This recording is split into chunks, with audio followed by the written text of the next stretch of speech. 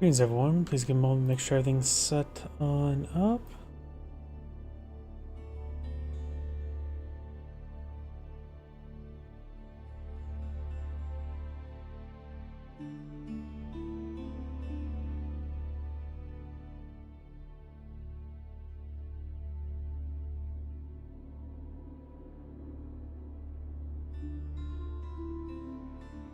So everything's booted on up.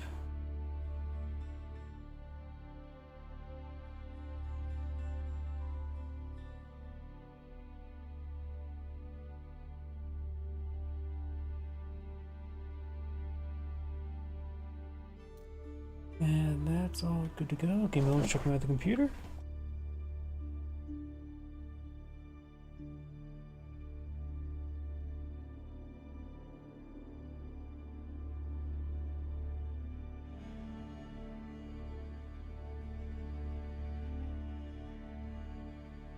And looks like my other computer is good to go. So, let's go and get started.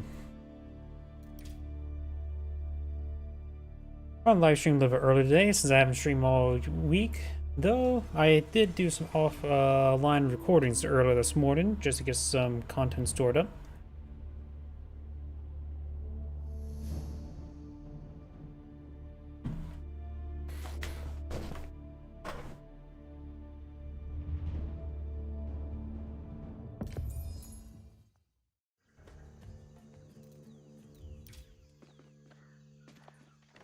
Greetings everyone, and Great here with another Age of Empires 4 replay. So on bottom left side is the orange Ottomans, we have a foreign name. So on top right side is the purple Rus, we got Scarlet Devil. It's not in Scarlet. Either way, when it comes to map generation, the Rus of course has this deer deposit here as well as here. So both in the same direction, but Pumbaa's up here with large and small gold deposits, so it can span either direction. I swear, every time I look at this map, this wood deposit gets smaller and smaller and smaller. For the Ottoman player, this is going for a small amount of stone, but not doing a full wave, so maybe eyeing for a... what's it called? Military school this age? Maybe just trying to get some amount of going? And I was like, sure. Excuse me, got hiccups. For him, he has both Pumbaa and deer deposit here, but he is Islamic, so Boar is Haram. Got another deer deposit over here. Small stone, large gold, large stone, so a decent amount of use for this direction. And this small gold spawned pretty far forward, it seems like. So now looking at it, looks like the same distance as this one. Maybe it's just far away from the other one that's the optical illusion. Not really sure. Gold deposit spawn in front makes it more dangerous. Got the golden gate here, while the Rus player's gold deposit spawn back here, nice and safe. And also, that's actually a good spot for also a wooden fortress. Maybe build one here, mining camp over here. That's also provide him good wood drop off here. If you were to angle his production all along the side of this thing, that could be very nice. And relatively late military school. Has enough research to age up, going for twin Minaret Medaris.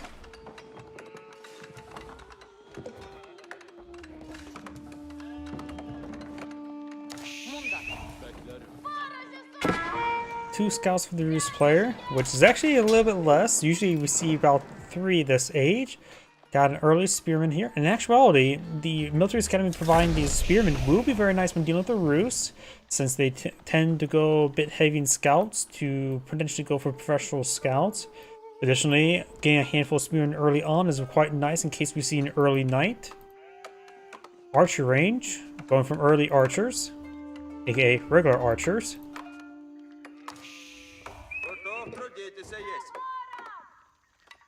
Golden Gate has a charge here. You can always sell off wood for some gold. 9-9. Gain passive amount of gold from the various sheeple he's collecting from. But Minaret Midaris is still going. We're going to fast forward once again since it's still just in the ecoing phase. More archers being flown in the field. We do have a stable being built in the field. We do have another military school as well. More and Carnipil and Sipahi as well. Just 2 defensive spearmen here, perfect for dealing with the various scouts. Archer is also in the build queue for the Autumn player. He has... Actually, no, going for Archer from the military school. So get one every... effectively 1 minute. So it's effectively that military school is generating 80 resources per minute.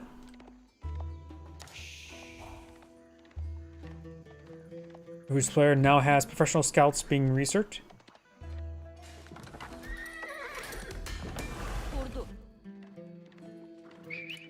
First Imperial Council point is almost available. Whenever I highlight it, I am highlighting the wrong thing. There we go. 59 out of 60, so very close to 1.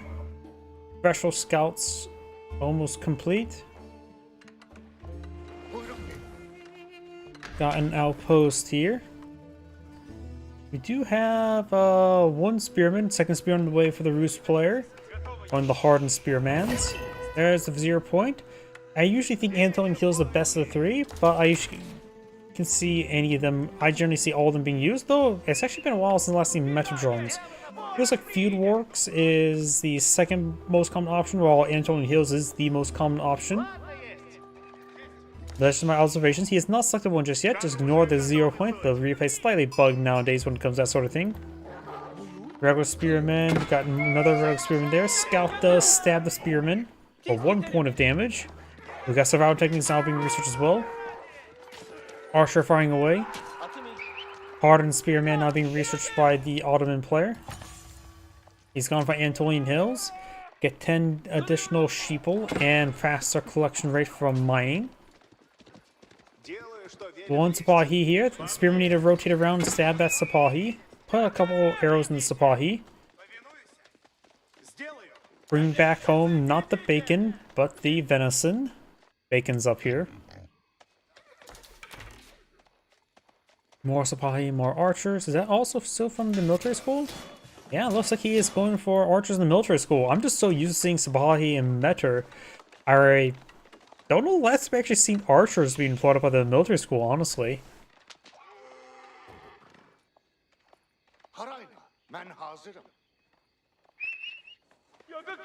Oh, got a couple pieces of venison there, and the black sheep of the family.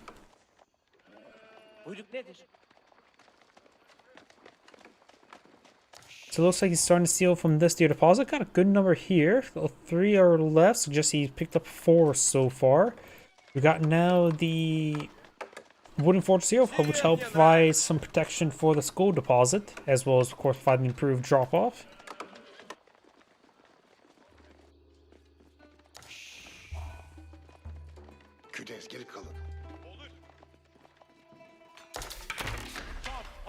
Outpost here, we do have... Yep, still same production. Mahid Imperial Army being queued on up. The Roost player about ready to age on up. Pull a high trade house. High trade house here. Ugh, that is a horrible slice of trees there. It may have been better to deploy it right there. Oh. It may have been better to deploy around this one based on how many trees I'm seeing, or lack of seeing. Not a great high trade house. Right around here would probably be best. Of course, it'd be off the beaten path. High trade house being built by 12, so it'll be built before the Mahid Imperial Army, but it's actually pretty close. Just ignore the size of the progress bar. It's adjusted by the length of the name of the building. What's the landmark that has the longest name? Abbey the Trinity? I'm trying to think what one has a longer name than the Abbey of the Trinity for the Rus.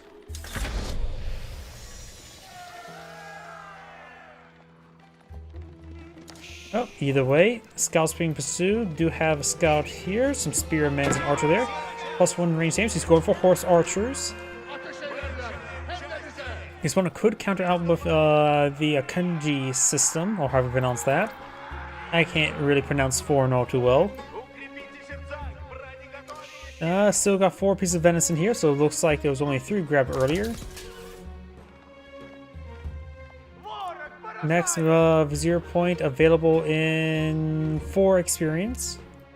Which is what, 2 units being deployed out in the field? Spring Gold production, highest production rate. I really do think they need to nerf the Spring Gold production. I think it needs to take 50% longer. It is, I think, too easy for the Hidden Bureau armor to produce Spring Golds, especially compared to the Mangonels. He has not selected anything just yet. We've got some... These are Horse Archers, not Scouts. You'll spot the Horse Archers now. Against his opponent's light build, they can... Do these guys cost wood or food or gold? I can't remember. It's been a while since last seen them. We could counter Horse Archers with Horse Archers. And I'm pretty sure these ones are better since they have Fire 2 Air, the high DPS ones.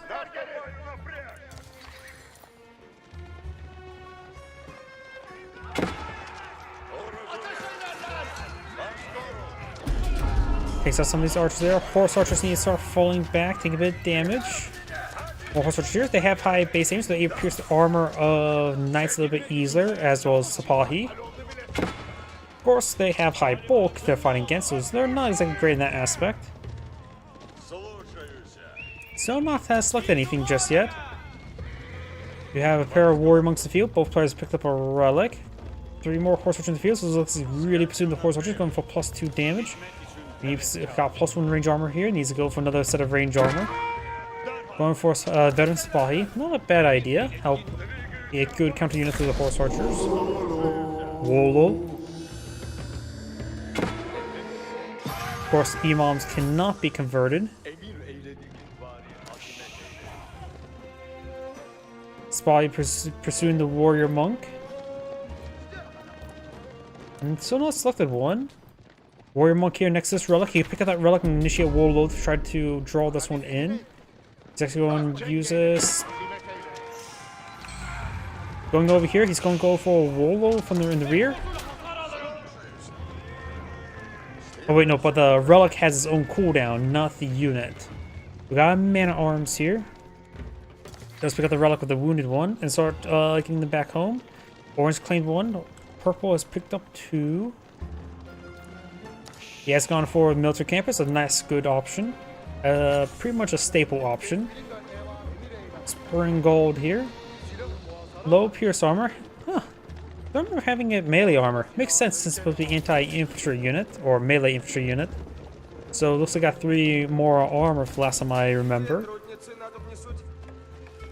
I just remember the only thing that had melee armor was our Balquin. The multi-barrel gunpowder thing.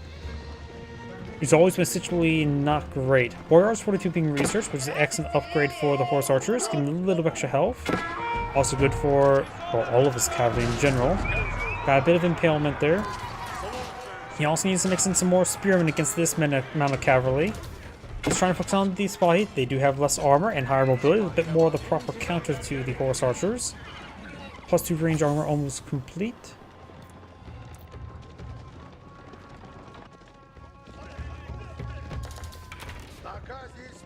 More Horse Archers being queued on the field. They are only cost 120, the same as Crossbowmen. For a longest time, they were extremely similar to Crossbowmen, and when it comes to DPS and all that sort, but they've gradually drifted away from each other. But for the longest time, they actually had the same base damage and same base health, or like 5 health off from Crossbowmen. They're effectively mounted Crossbowmen without the bonus damage.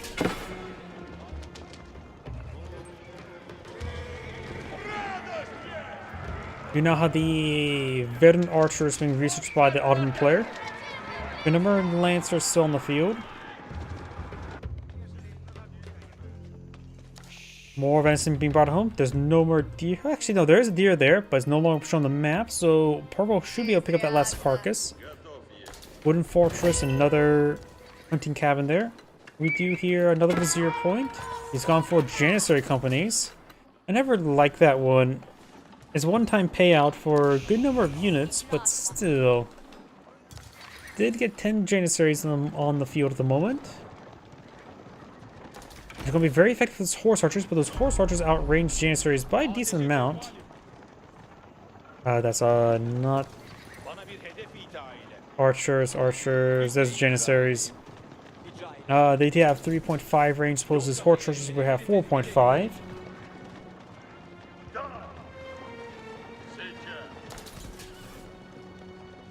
Spring Golem placement by the Ruse player, maybe by this one up here. Yes, it was. I think this upgrade, the castle turret, is actually a bit more cost-effective upgrade when it assumes fully garrison. Yeah, I think it's more cost-effective and have higher DPS if it's fully garrison. It's actually a really good upgrade. Just want to follow him back. Good charge attacks there, Spahi. Yeah, at this one time, the Roost player needs more spearmen. He has one spearman in the field, a hardened spearman, going for the regular knight upgrade.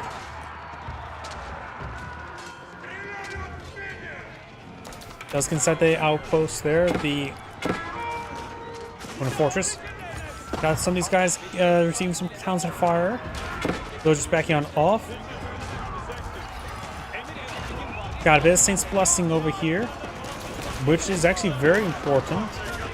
But overall, it's going to get ripped apart by the Janissaries and by the regular archers, honestly.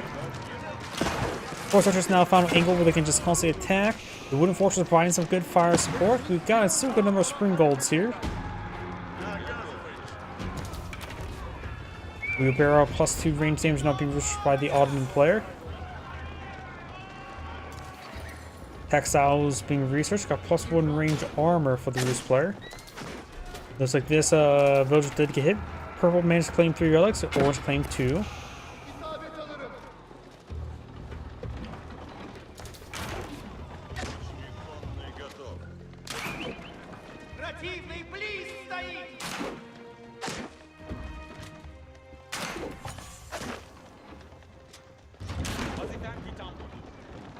Battery on deployed on the front line, very nice. Those inside the wooden fortress, not all of them though. Looks like that one drew the short straw. Force Archer 34 got some loose, nice one in field, but of course there's a number of Janissaries in field. That number is 7. Lancers being killed on off. Janissaries not getting hit by the Horse Archers. Got a bit of a choke point here, working against purple. Battery rams hitting the wooden fortress. Villagers could try popping out to get some damage onto it. Another meant to repair up the wooden fortress.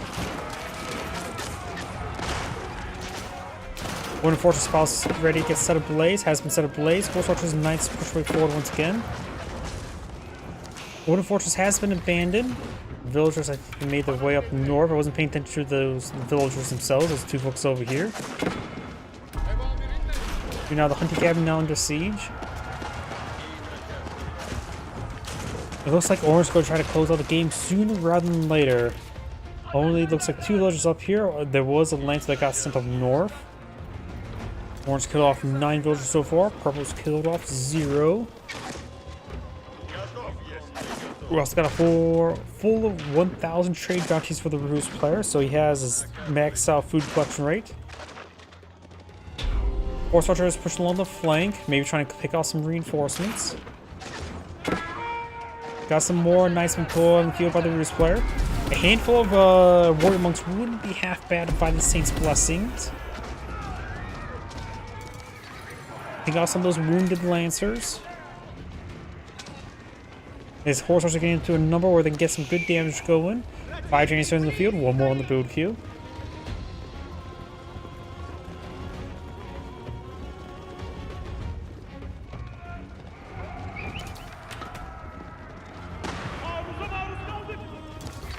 These units push right forward. Got a number of villagers here. Okay, so the spring gold.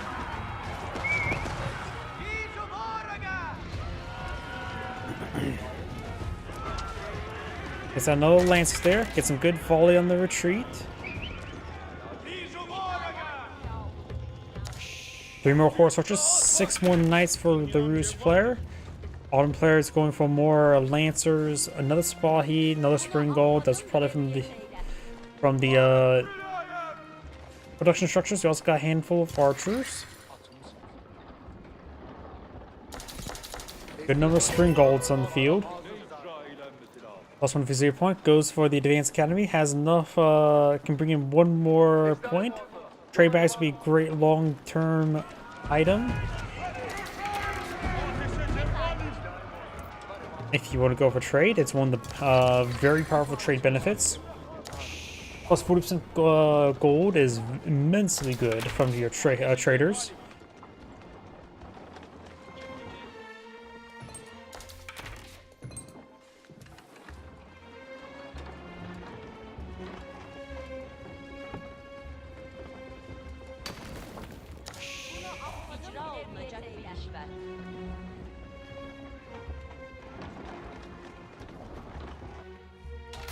Another town center being established here. Purple is also claiming up Pumbaa there. Berries are being obtained. Bruce players on transition his economy to other food. We'll see, he has picked up some deer from the high trade house and brought over here, looks like. Nice and straightforward. Horse archers get some kills on these villagers. Purple needed to kill some of these villagers. He skipped forward there. He's still down by 5.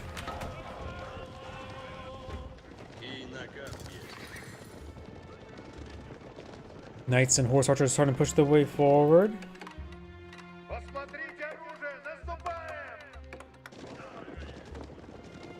Also having a warrior monk heal up these forces would be very valuable as well. But he doesn't even have enough gold for another warrior monk. He only has 1 in the field. Now he does. Thus the Roost player has 0 villagers on collecting up gold, so all of his knights have been playing from passive gold sources, such as Pumbaa and from the venison. Starting to take on the palisade wall, which is not fully completed. Next question over here, Spahi. Urbanized environments better for ranged units, which actually is going to have spring goals there, but not all of them were in range. But could have got some good collaterals. +1 melee armor being reached by the Ottoman player.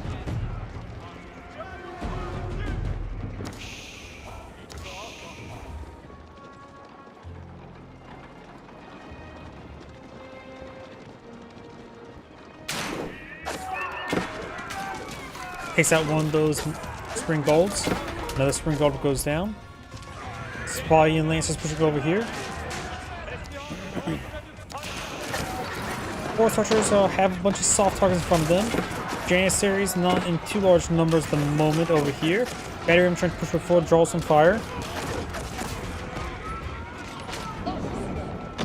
And Purple's starting to fall back there. Right now Purple does have higher destroyed value, which is very good for him. Another warrior monk on the build queue. Orange has claimed 1 sacred site.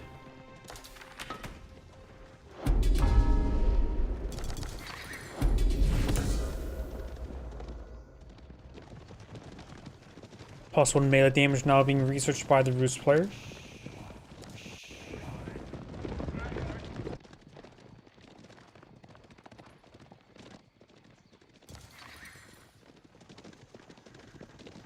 Seven more horse archers in the build queue. We got a good number of archers and janissaries and Sipahi.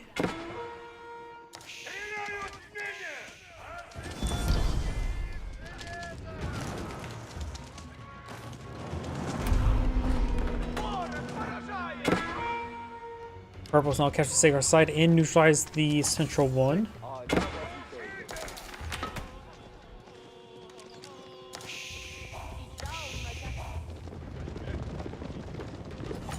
+1 melee damage not being researched by the Roost player.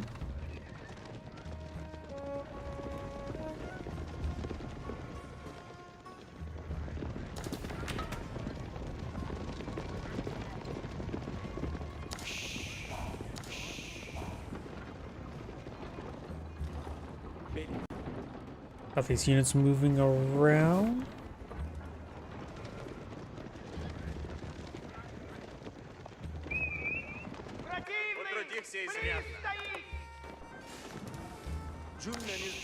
Purple does spot these villagers, and this is now going to be pursuing them.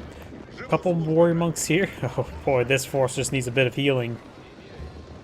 Let them rest for a moment, I'll say, get some healing. Istanbul Observatory being queued on up. The Roost player is very far from aging up. The Roost, those warrior monks were not healing up the units nearby. Oh, no, they are. They're just not exactly very quick at it. Herbal medicine would be very useful right now. Does kill off a villager or 2.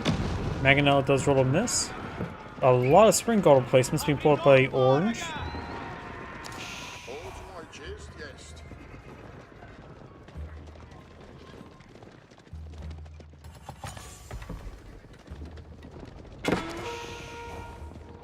Fortified outposts being researched. Looks like the spring golds were over here. Click on this large gold deposit. It's probably taking out some of these horse archers. And now the Autumn player is now aged up. The Roost player should start eyeing the age up soon, but he's very far from away. He has 0 villagers on gold still. He has a small window of opportunity. He can attack before his opponent has any tech up advantages. His opponent is trying to get elite generators and trench guns.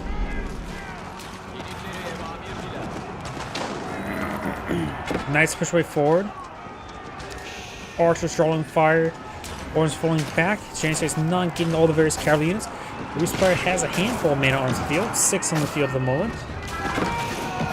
Horse Archers push way forward.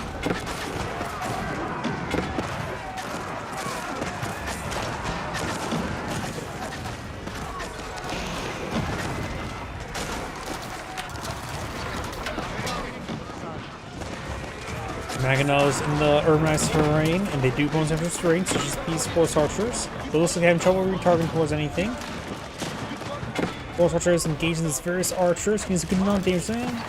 I don't think the Roost player will be able to win the game, even if he does kill off his opponent's army, due to the fact that he has Horse Archers.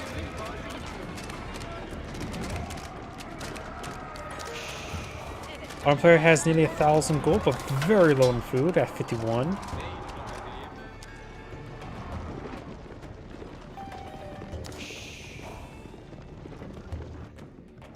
Large number of farms being established here.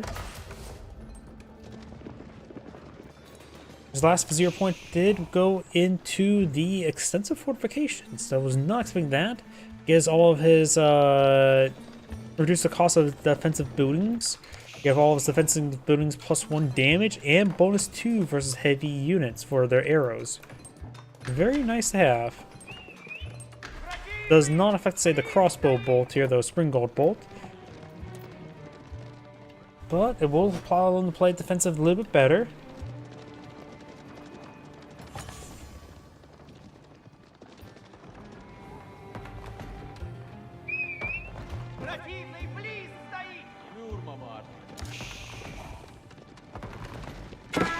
Orange now establishing some more palisade walls here.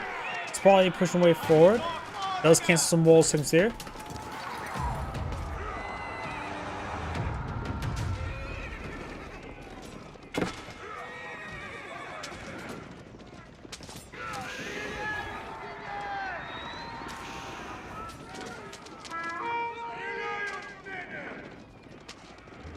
You have now a Metro on the build queue. I don't think he's built a single Metro on the field yet, has he? Which is actually a bit of a problem. It is a massive force multiplier. You have now Biology being researched by the Autumn player, Spritskaya Tower being researched by the Roost player, which will give him a powerful defensive fortification and also access stone walls, which could be very useful.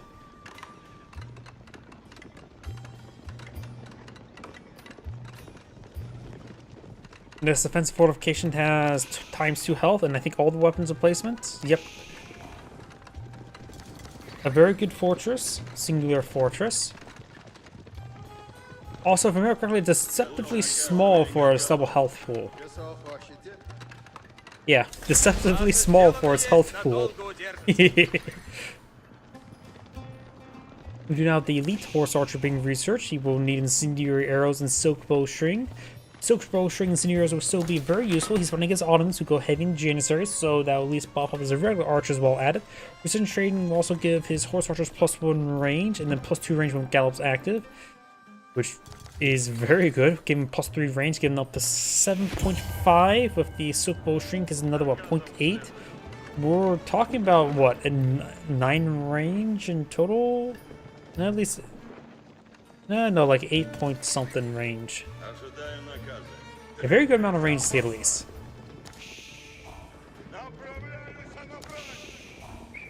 We'll need some more gold, well, gold resources at this current rate. Let's have one Chelsea on the build queue. Additionally, his gold deposits have largely been untouched. This one only has 500 gold missing so far. This one only has 1,000 gold missing. Since his focus on heavy horse archers and getting gold through other sources, he has a good gold reserve. Not to mention this is untouched. The Autumn player has some supply next turn. Maybe try to push forward. Maybe 10 villagers try to grab it. Build a keep and get 15 forward. He has the extensive fortifications with 0 point, so it will offer a bit more defense as well. You now the Reese player going for pole axes, very nice. Which will make his nice some of the best in the game. But Warriors Fortitude, Biology, and pole axes, they are very, very good at night. It's just that Schultz is far more cost effective, seeing their costs have 25% cost reduction.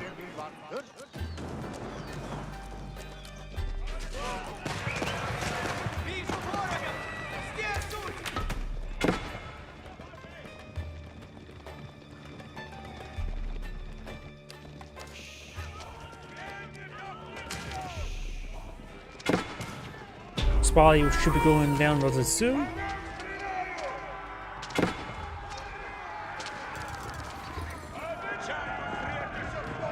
You can always activate Gallop now. We switch between players. You can see he has Gallop available.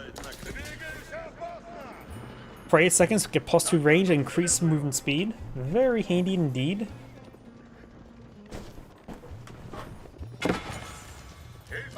Oh, we've got a keep in the center, but the new Sacred Side still captured by the Roost player. For the moment.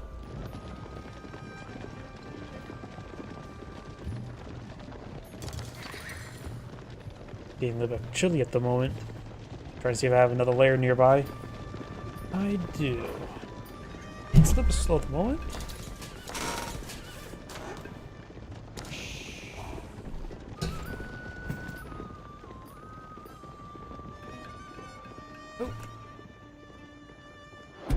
Central Sacred Side is now being captured by Orange. Purple's going for incendiary arrows. May want to pull off the Man-at-Arms off the formation in order to increase movement of... Yep, does. Perfect. Man-at-Arms can be defensive. They don't mix with the composition either way. Got these horsemen push way forward of various sorts of... I should just say cavalry, not horsemen. Outposts may go down, but could ignore it for increased speed. Some Janissaries, some supply heat here. Need some more blacksmith research. Maybe has a precise number of upgrades to be maximally effective. I don't know those numbers off the top of my head. Incendiary arrows and +3 range damage is very good. There's Gallop activated there. Increase movement speed up to 2. Very nice, which will outrange move the supply unless they have a charge attack. The Incendiary is now research able to punch through the armor very nicely, or burn through it, I should say. Using the rock as cover.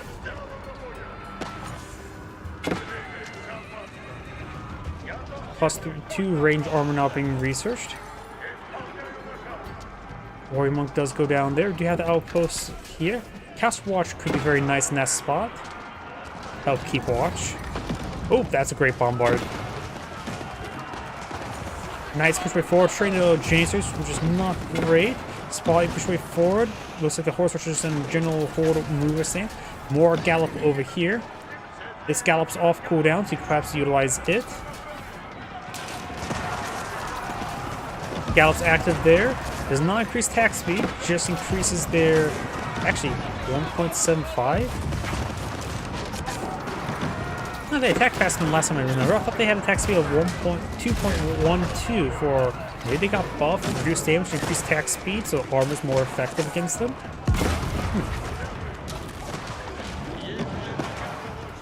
I remember that change.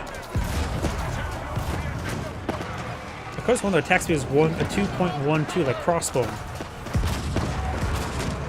A lot of things change, I don't remember all the changes. A pair of great bombards are on the field, slowly cleaving through these forces. Right now, Purple has hired nice 4-4-4, 5-4s. Got hired a short value right now for Purple. Not to mention, he's also been consuming wood and not gold, so there's still plenty of gold inside the map. 4,000 here, 3,000 here, completely full here. And his natural one is even untouched, unspoiled. So that one's still available as well. You could try pushing forward with a small contingent of villagers. When I say small, I mean 15 villagers along with a keep. Not enough stone for that. In order to start securing up that gold deposit there. Maybe build 2 wooden fortresses and get 16 villagers. Breaking through the palisade wall, no problem. More food collection. They'll just head up north. Probably push way forward.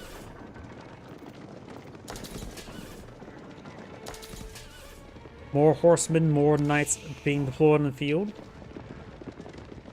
Got now the veteran spearman. Has he gotten the silk bowstring upgrade just yet? 5.5 range? No, he is not.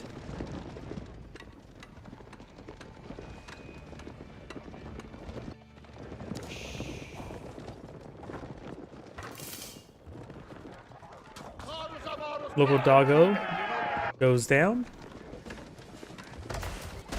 Siege workshop being deployed in the field. We got these knights pushing forward, pushing down the outpost. Look at these forces here. There's a wooden fortress here to spot. No upgrades. This one is incomplete but not being built. Spot he has right now 8 damage. These extra arrows are doing 9 damage apiece.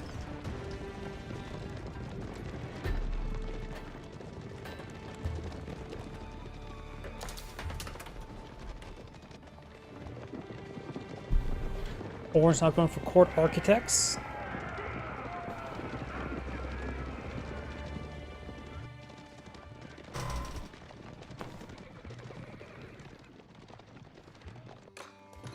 Now the gold deposit being seized up here.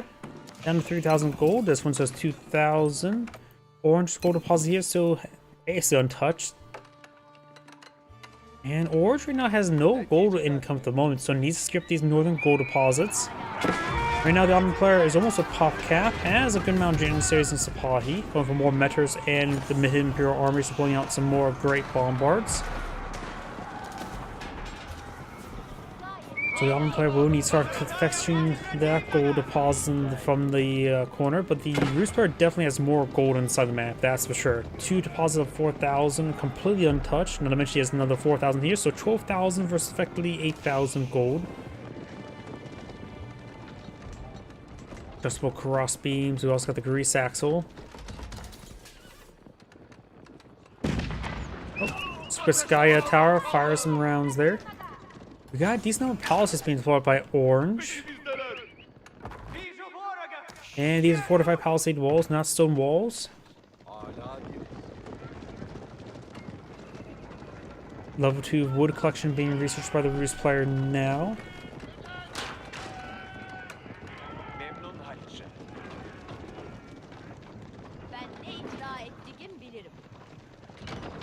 A number of great bombards there.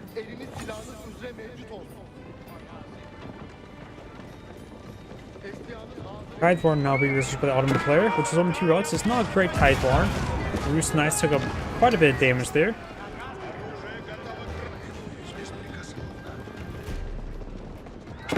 A number of Janissaries here. Veteran Spearman got the elite arm tags for the Rus player.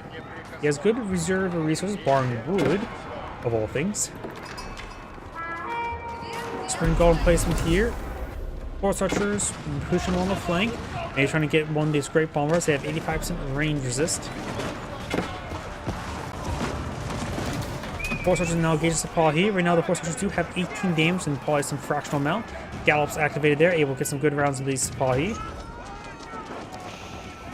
Very fine bombard sitting on up. Maganel rolls a miss. One of those horse archers really gone down to the great bombards. Metric is picked on off. 2 remaining on the field.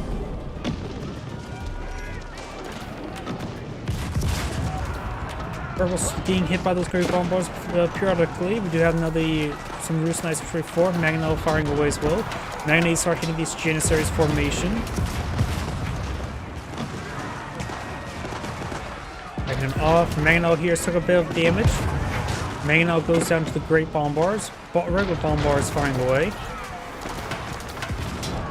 Purple's not going for some Schultze. Is one of those great bombards.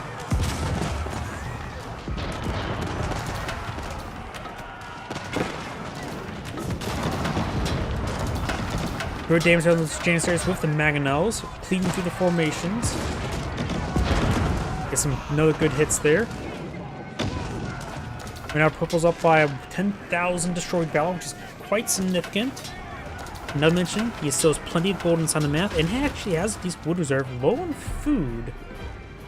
and gold, as well as stone. Only thing he has plentiful of is wood at the moment. Got some stone walls here. One of the few maps where stone towers could actually be useful. Stone towers are actually more cost-effective than keeps when it comes to DPS. Not to mention, stone towers also get reduced cost thanks to extensive fortifications, right?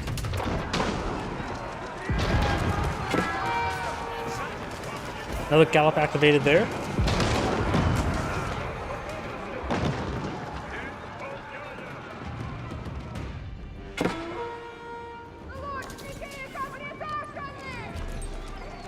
Spy pushed up their way up north. Here's Knights trying to pursue. And then doing 34 damage per strike. The Spy in comparison just do 20. Barring armor, of course.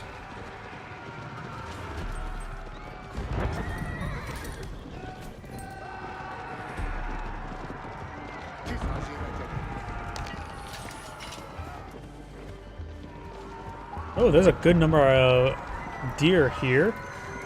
They want to task a couple more villagers into the deer deposit. Maybe 3 more would be adequate.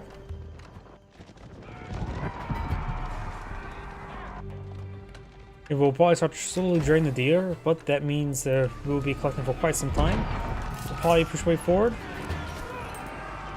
and backwards.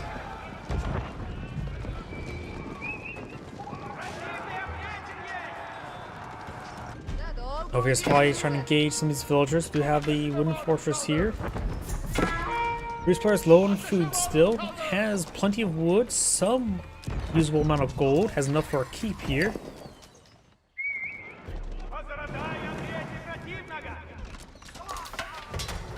Now we've got a keeping established by purple here.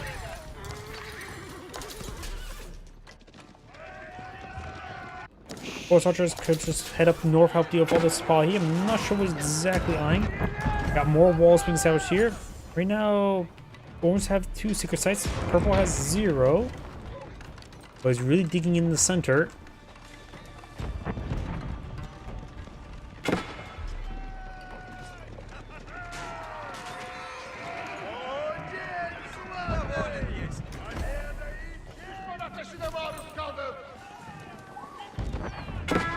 Find some of these villagers here. Oh, actually, no, we're trying to torch down the hunting cabin, and since it is still coming from gold from these nearby trees that no longer exist, it is actually a permanent loss of income.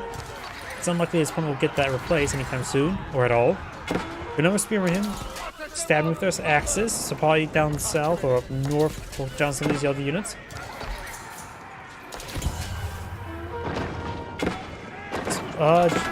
Horse archers push forward, this time gallop as well. Bombard's backing on off. Mangonels push forward.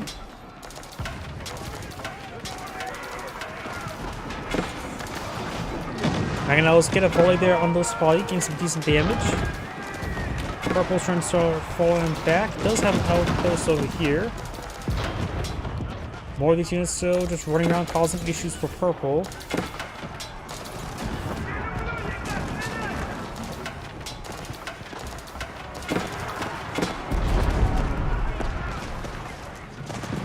Right now has 0 villagers on gold.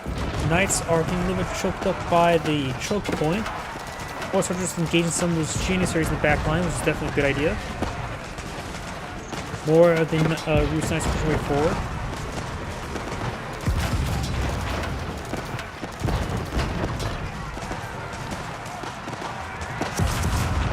Janissaries and Spotty starting to fall back there. Great Bombard. Now seeing some damage. Janissaries could have got on top of the garrison as well. Janissaries trying to get overrun by these Roost Knights.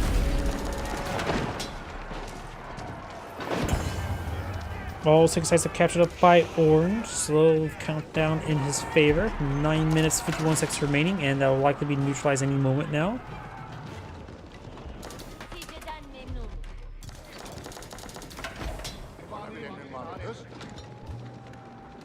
More of the spearmen push way forward. We do have another spearman there.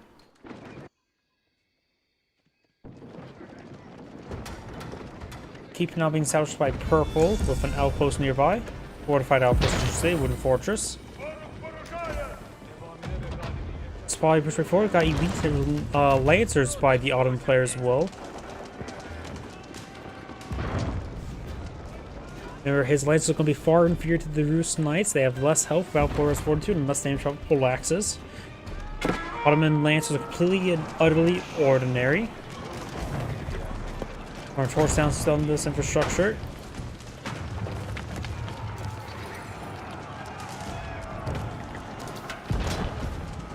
Both players have been doing a good job consuming the resources. Usually about this one time, people have about 5,000 resources stored on up. Both players are constantly consuming their resources. Horse archers activate gallop there. Schultzy firing away. Long as it goes on, they'll get static replaced, increase their attack speed. Great Bombard hits one of these mangonels. Looks like Orange will manage to break on through. Getting some more shots there in that Great Bomb or regular Bombard.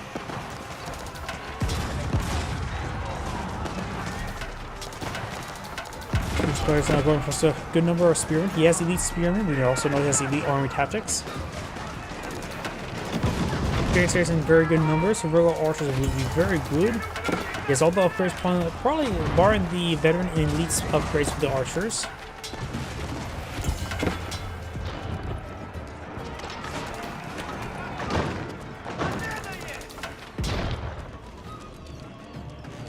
And I also see some traders being pulled up by Orange, getting 86 gold per trip.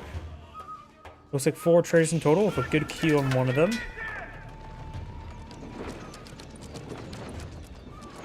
Rus players, this gold, his natural gold is still untouched.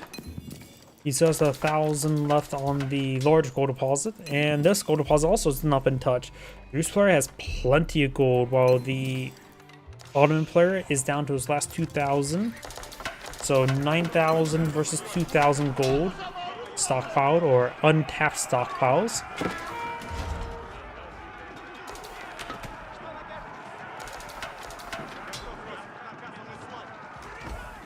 Probably push away forward, try to find some villagers. This outpost, or 20 cabins, still providing 21 gold per minute. Right now, the Rus player has 0 villagers in gold, but has nearly 500 gold per minute, which is pretty nice. I trade out was probably like 150, even that's probably 105. That's horrible. It's probably falling back up north, it's probably hitting down south.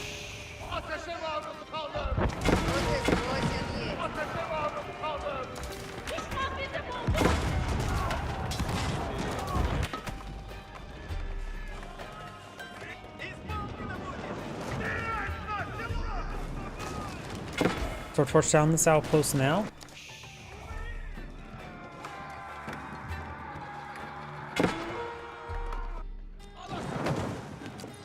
Spy starting to torch down this wooden fortress.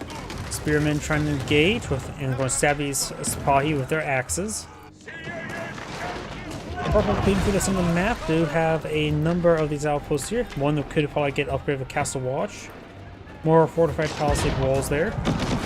Takes out that unfortified palisade gate. There's out some various housing there. Villagers heading up north, try to collect some food. These players are running low on all resources. The Ottoman players are not exactly too high as well.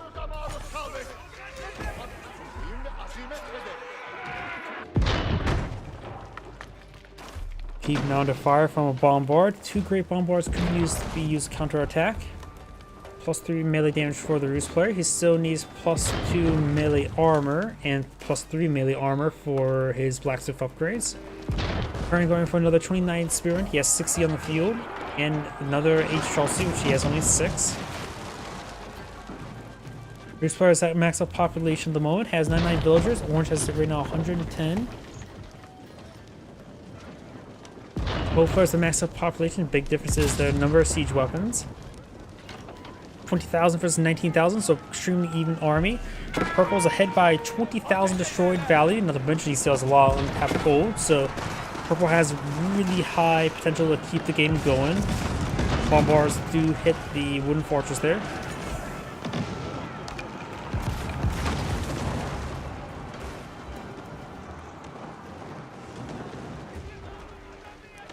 Got some meters there. Starting to touch down some of these wall segments.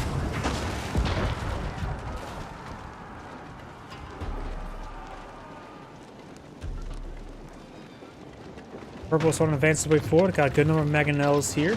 Mangonels get a good number of hits there on those mana arms. Serpentine gunpowder being roosted by the Roost player. Schultz is usually a pretty common core unit for the Roost. And right now he has plenty of gold on the side of the map to really spam out his premium Schultzy and his advanced knights. But right now he has a good number of spearmen on the build queue.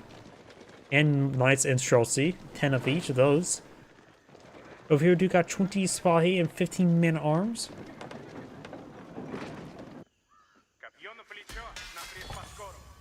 Let's see. Not even veteran archers, which would be very handy for him against all the Schultzy.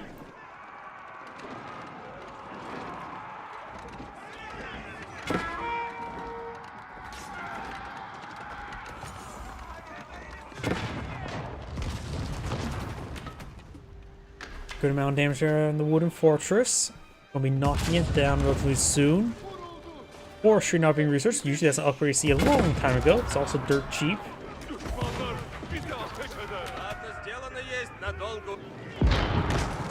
Bombard is getting hit by the bombard. Mangonels get a very good volley there. Slices through a line of Janissaries. Good number of spearmen here. Another round Janissaries get stoned to death.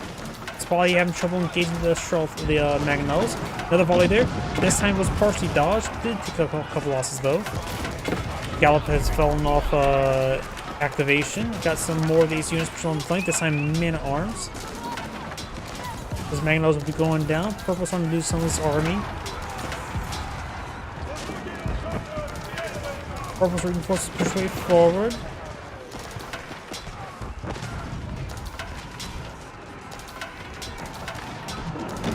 Mangonel gets another volley there. Volley falling on back up north. We do have villagers coming wood. These forces are now engaging Janissaries, firing away, hitting some of the knights. Mangonel lines another shot here on those Janissaries. Get a direct hit there, bleeding through a couple of them. Forces are firing away, more spearmen push way forward. Bottom players doing a better job of remaxing. And the Detroit Val is still pretty even at the moment, or similar, I should say. Mangonel rolls a miss there. Forces in the Schultzy push way forward. Roost Knights are advancing to the Great Bombards. They're very fine indeed. Takes out one of the Great Bombards. Takes out two of the Great Bombards. Spearmen falling back with these various forces. And the last Great Bombard does get saved.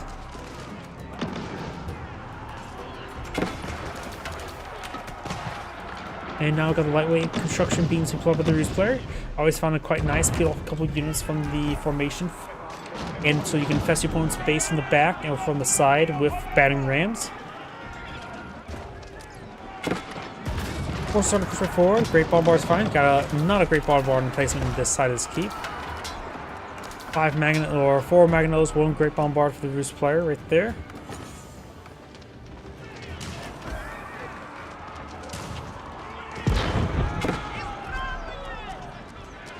Some of the shirts going down. This gold deposit still has not been touched, nor let alone this one. Roost player has just not been collecting up gold. Yes, maintaining passive gold income. 0 village on gold has 600 gold per minute, and that's a really bad high trade house to go along with it. Mangonel fires a pretty good volley there. Getting some great damage from the man arms, and not necessarily anti-man arms, but anything with splash damage can be effective versus infantry. Spally overrunning the Mangonels, just 1 remaining. That's good volley there. All the Mangonels have gone down. Roost player's going for more spearmen, more Schultzy, more of the horse archers. Having trouble remaxing. One's also not remaxing instantaneously at the moment either. Has been on mana arms and spy on the field. Now the bunch of Janissaries as well. Purple right now just going for more spearmen, a handful of, well, no more Schultzy, more battering rams. Running low on gold.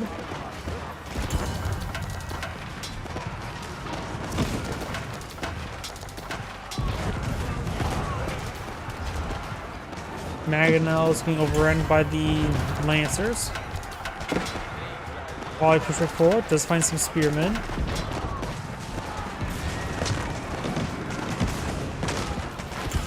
The round James is on the field. Still probably a good idea to go for some regular archers, although the Mangonel's been quite effective so far this game. Chelsea started stepping away, getting some fire from the various supply. Mangonel is starting to get overrun by those same supply as well. There's everyone keeping the area. The other wooden forces are currently unupgraded. Orange trying to decast central sacred site there. Chelsea could get on top of the garrison or top of the walls for extra defense and stays away from the Spahi. The man arms will cause a bit of trouble up there.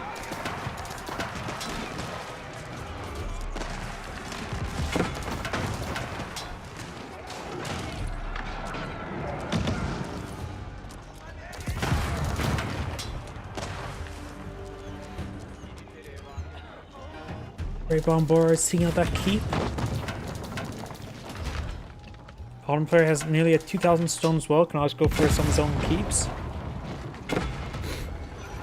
Oh, those are the traders. They're taking not a great path. They are at... Oh, now they're being retasked to the better trade path. Very nice. Power now is Army 77 versus Army 66 or 60. Has slightly highly value, but that is subjective at this moment in time. A good number of shots on the field for the Rus player.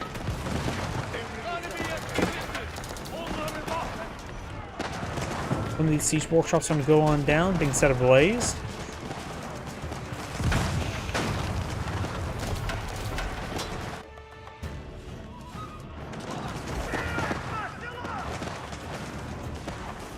Siege workshop going down. No, not at the moment. More of these traders trading about. Got a line of spearmen here trying to decapture the sacred site. Purple 6 site in the center is going to be neutralized soon. Spahi pushing up north.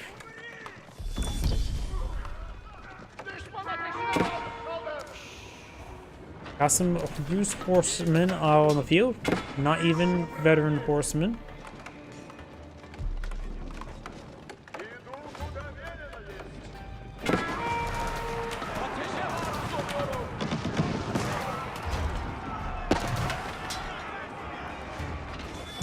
Spahi push away forward. We do have now another keep being established. Spahi engaged by some spearmen, delete some of those wall seconds. Mangonels get some volleys there. Spahi engages some of the Mangonels.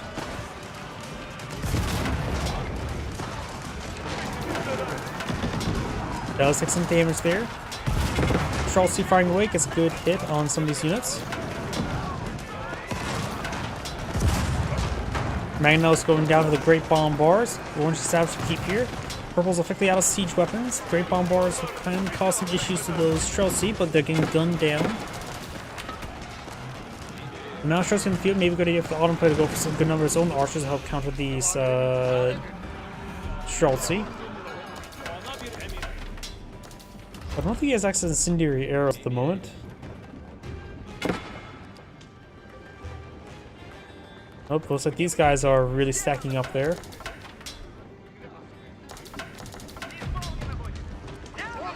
Battery rams push way forward. Got a number of supply in this region.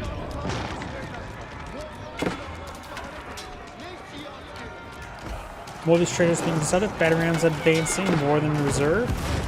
This one's going for a very fine emplacement. Chelsea firing away. Great Bombards keeping some of those spearmen. Keeps forces going to go down to the battering rams. Chelsea started stepping away, but getting hit by the Great Bombards. Main arms try to slice apart these battering rams, but the keep will be going down. The emplacement was researched, and now no longer resisting.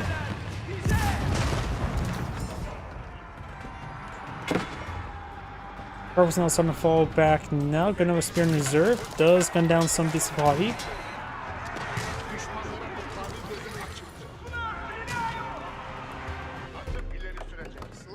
Those got some wood. Got some wood. More walls being established by Orange. The game's now reached the 1 hour mark.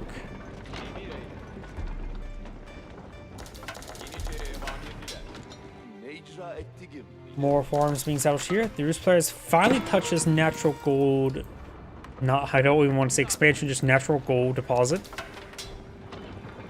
So got a feudal age horseman here. Spearmen and Charles starting to push way forward, trying to engage this force. Veterans need to start focus towards the keep.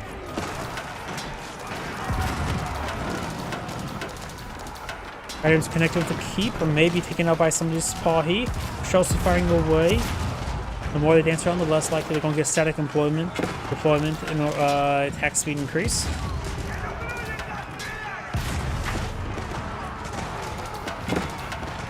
So we're going to start be cleaned up by the various Pahi Lancers.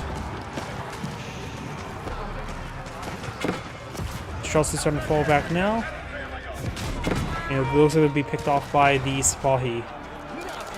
Another cannon placement being reached by the Alden player, this time from outpost. It was a cannon placement rather than great bombarder placement.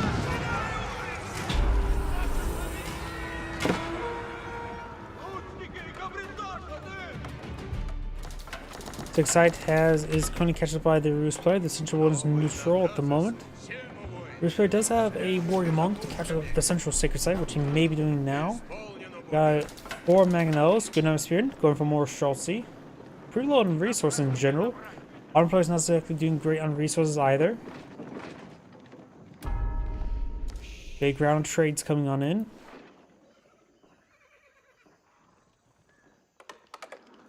Villagers collecting up this wood.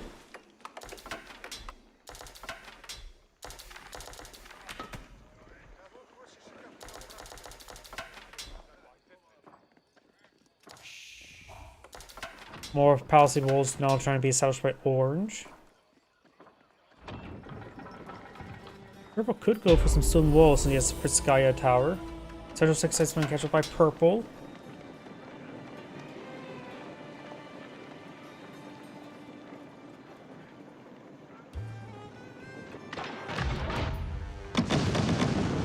Wall is now under fire, taking a bit of damage there.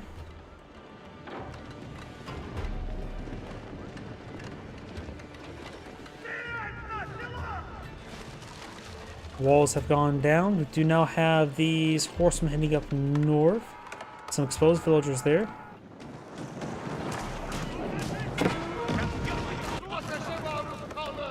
Pushing down these lumber camps. Villagers starting to get hit here. Villagers have gone down.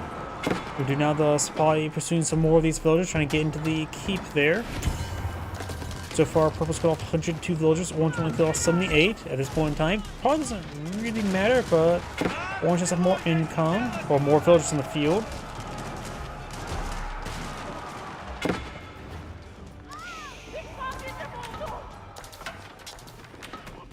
When it comes to income, got 3,000, 1,600, so I'll say 4,500 for easy rounding, easy math. Well, orange only has right now 3,500 and 250, so the Roost player does have better income, particularly in gold, of course. Actually having gold deposits still existing on the side of the map. I wonder how many deer are around the high trade house at the moment.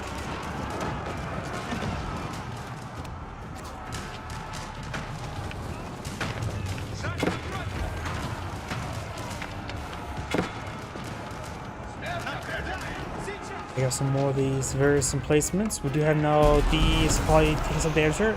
Janissaries or Strokes final against some supply. Janissaries are push forward. Magnos get a massive plea through all those Janissaries. Bottom player does have a good number of main arms in the field. Great Bombards hitting some of the Magnos. Magnos could try counter barraging them. Hitting the Janissaries would be very nice. Hit some of the formation there. Schultz is starting to push forward. Some of them probably getting pretty close to static placement. Nope, they decided to move around a little bit.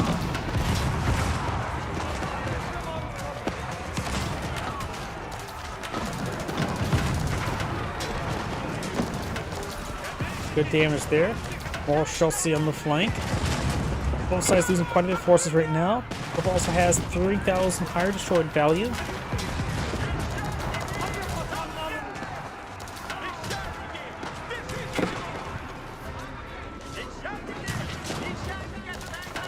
And the units starting to go on down. Schultz dancing around.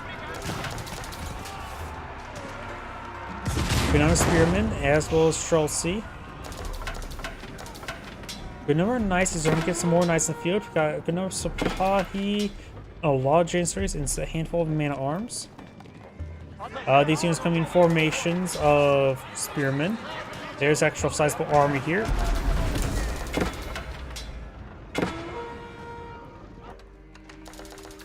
Purple's now trying to establish a keep to protect this or to stop this trade from being obtained. He could start eyeing for his own traders at the moment. He has not too many villagers on gold at the moment. Has not a huge stockpile of resources or everything. Ottoman has a massive stockpile of food. May need to divert some more villagers onto wood. He's lost the majority of his traders, or if not all of them at the moment. Because I see none on the field. Janissary is firing away to have now the supply trying to push forward. Great bombars, this one does get a shot off. Power going down south and 4 health. Spearman push right forward. Great bombard has gone down. This other one is quite damaged as well. It goes down.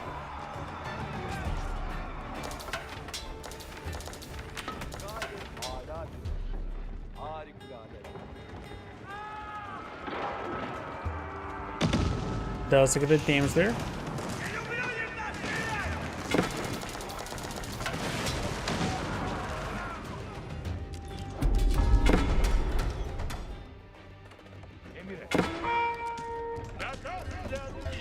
Battering ram pushes way forward. Great bombard does get a good hit there.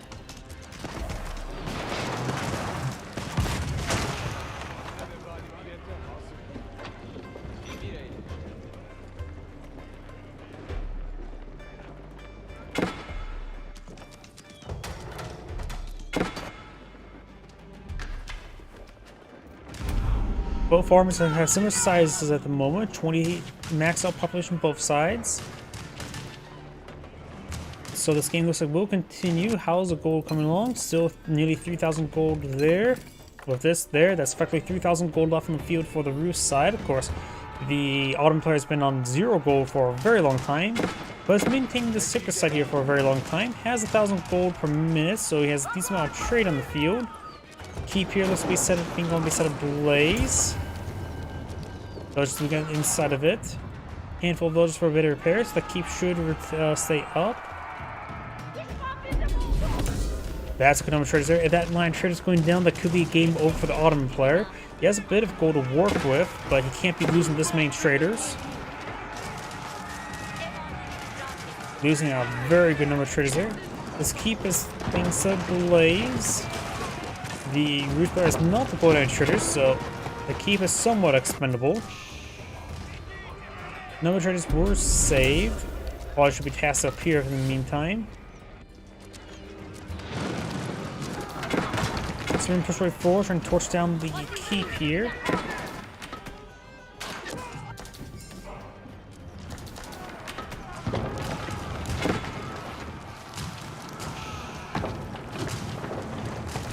Keep has been set ablaze.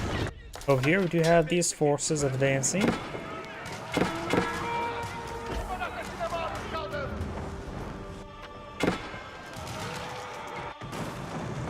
Wall's starting to go on down here. Guns down with Spahi. We got these spearmen heading down south. Howdy.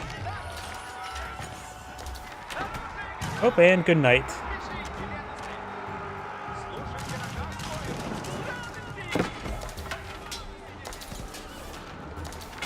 I didn't expect to join like this. We have our first raid in like months and woke me up at 3 a.m. Oh, well, sorry to hear that. Or good news? I'm not sure if that's a good or bad thing. First raid in months. Spotlight push way forward. Does take out the Maganel there. Janissary is firing away.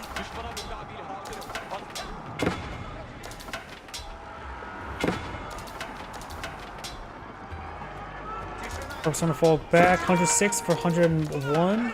Up north, got some supply, killing off some villagers, but it does free up some popular space for the Ruse player. He has plenty of food and wood to work with, and excellent number of spear on the build queue. More Streltsy on the build queue as well.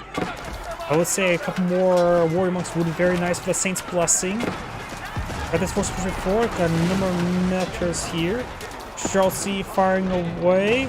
Mangonels hitting some of the Janissaries. Great Bombard firing away. Another Metro over here. Both sides losing a good amount of forces.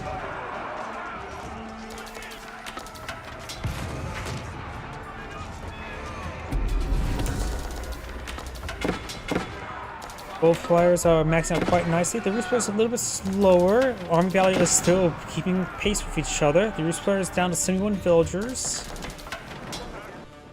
which means larger force potentially. Also squeeze out additional 1,500 extra value on the field. Streltsy Mangonels pretty forward. This time 44 Streltsy, a bit more than last time. Mangonels need to start hitting this tight formation. Mangonels get a pretty good amount of damage there. Mangonels push way forward. There's another volley there. Good number of Streltsy is going to go on down. And these are valuable Streltsy, which doesn't have too much gold income. The moment 500. That one shot ran far. One Mangonel remains. Streltsy still in very good numbers. Great Bombards are here. Spearman hitting some of the Great Bombards.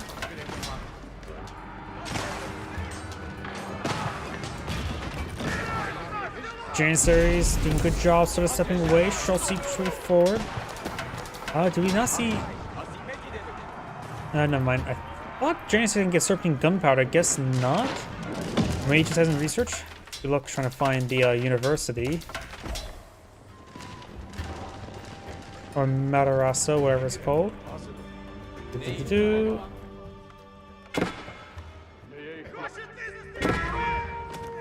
Trade here, being intercepted, has some defense for protection.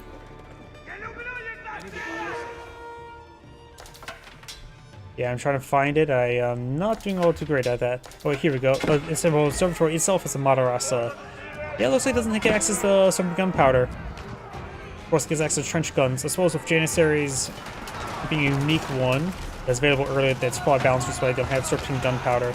They're also meant for anti-cavalry, not necessarily anti-infantry, if that makes any sense. Rather than making anti-all. With a high attack speed, it's probably a good idea for them not to have the Serpentine Gunpowder. No incendiaries, no silk bowstring, so his archers won't really be great versus the Streltsy. Just adequate. Ruse players going for more knights, having trouble remaxing out. The modern players also have trouble remaxing out. The Ruse player has plenty of resources, can get a good queue going.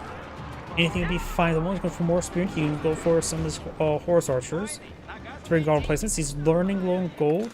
His gold deposits has not too much remaining. He's actually now low on food, killing up a good number of spearmen. Maybe it's just more Mangonels in general. He has 3 more in the build queue, 4 on the field. The Autumn player is down to very little gold income and very little gold and food reserve, so both players have consumed their reserve resources.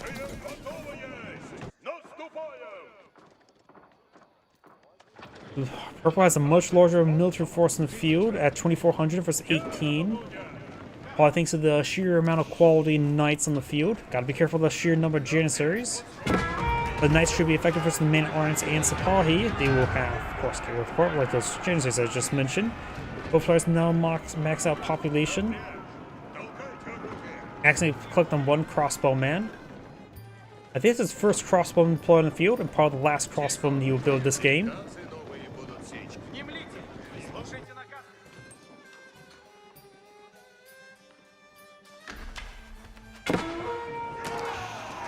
One player could sell off 1,000 wood to get some gold. Splitting up his formations of units.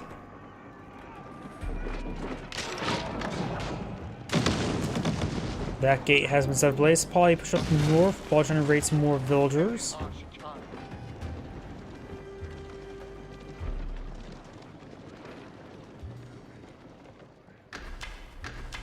Two spring golden placements.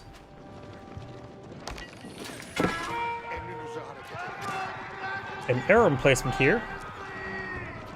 It's doing its best.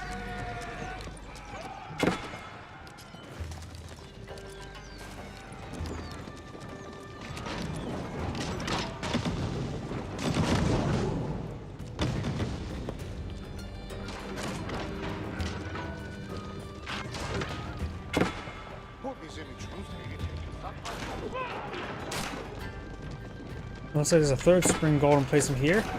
No upgrade here. It's probably straightforward. Trying to raid more villagers, but leaving very exposed with this counterattack. Roost nice in pursuit. They will hard counter those Spahi. Cannon placement in this side of this outpost. Regular cannon, not a very fine cannon. Actually leading through some of this infrastructure for the 3 landmarks, or the 4 landmarks. You got the mid-imperial armor here, the capital here, observatory here, and the twin mid-race here. So got 3 here, and the observatory is a little bit farther behind. Pushing down some farms. It's probably something cleaned on up. I think honestly going for more spring galls maybe would be a little bit better against this formation than the Great Bombards. Yes, I know Great Bombards are fun and unique, but I think the spring galls would have been much better. Oh! And Purple's Magno's been on point this entire game. He just lost an entire formation of units. That was probably a game-losing loss there. He does not have a huge reserve of gold at the moment. Magnus starting to counter barrage the Great Bombards and splashing everything around it. Great Bombards falling on the back. Spearmen able to engage in the Janissaries. It's probably being set up by the Knights and Streltsies. He even says a blaze to the mining camp, you monster.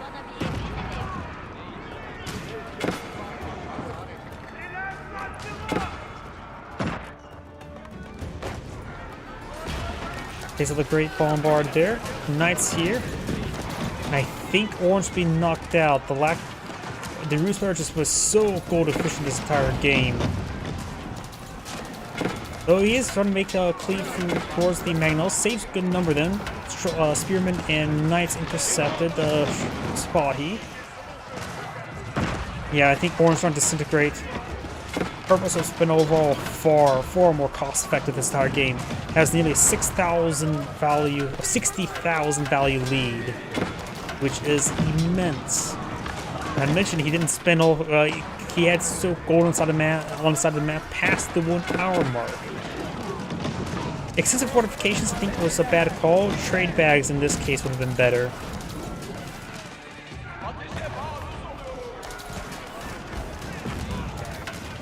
So the fortifications, I think it's better if you're going for a fast castle, maybe fast imperial, and really turtle up. Which he was not turtling this game. The relics have been set free. No warrior monks here. Going for a round of battering rams, so batter down his opponent. The head imperial army is now being set ablaze from regroups and reinforcements. No wood, no gold, even low on food. Need to sell off maybe 2,000 wood.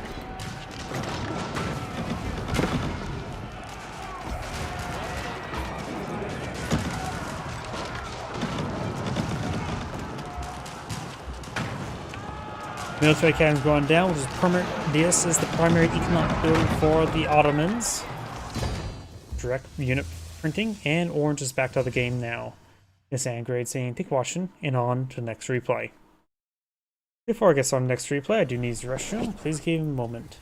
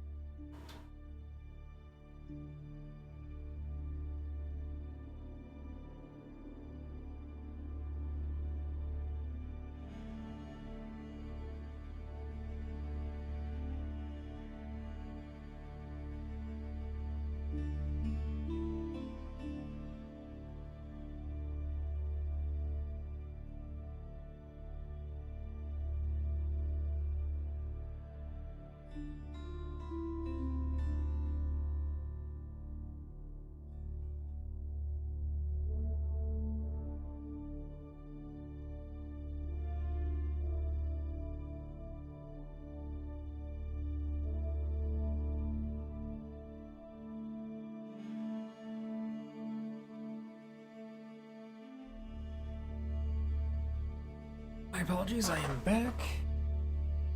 Gonna open up a drink here.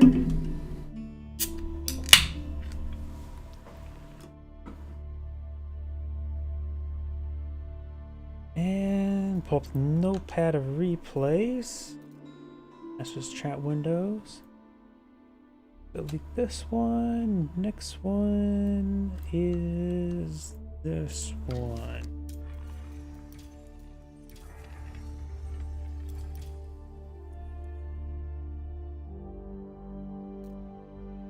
Let's see. High view 12-16. Here we go.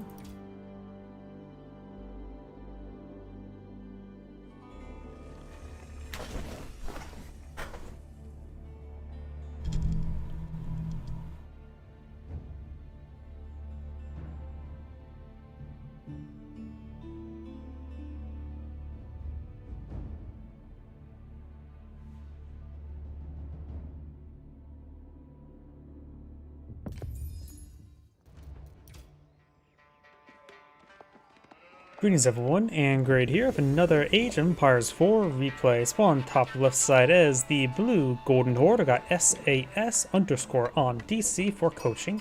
So on bottom right side is the red Zuzi's Legacy. We got Baxter. Yeah, just Baxter. I was trying to say something big, but nope. Let's see. Meditation Gardens. Where should you put the Meditation Gardens? Get some stone, wood, and some wood, or stone, gold, and some wood chips. Putting right here, we're getting double gold, stone, and bit of wood chips.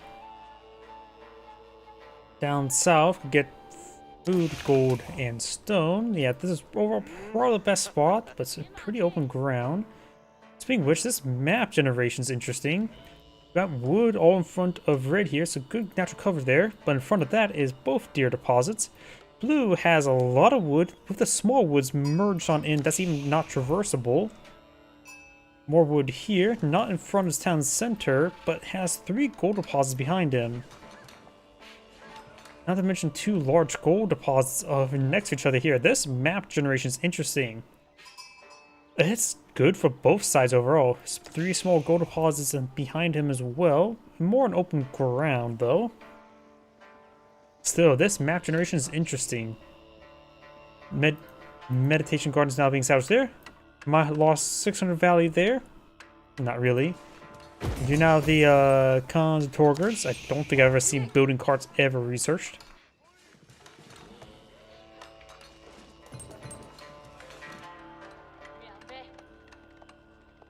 Scout is here. Meditation Gardens will be built pretty early on. Song Dynasty for the Zuzi's Legacy makes his age up cheaper, so we'll see what he goes for. Zuzi's Legacy could go for a faster castle.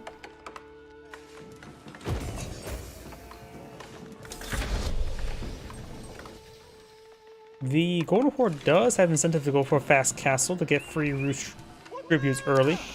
Going straight to the Zhang Tower, this will put him at the Song Dynasty, which of course gives him access to the what's it called? Granaries. It also makes his economic buildings cheaper. It's really weak Song Dynasty. His Tang Dynasty is actually stronger.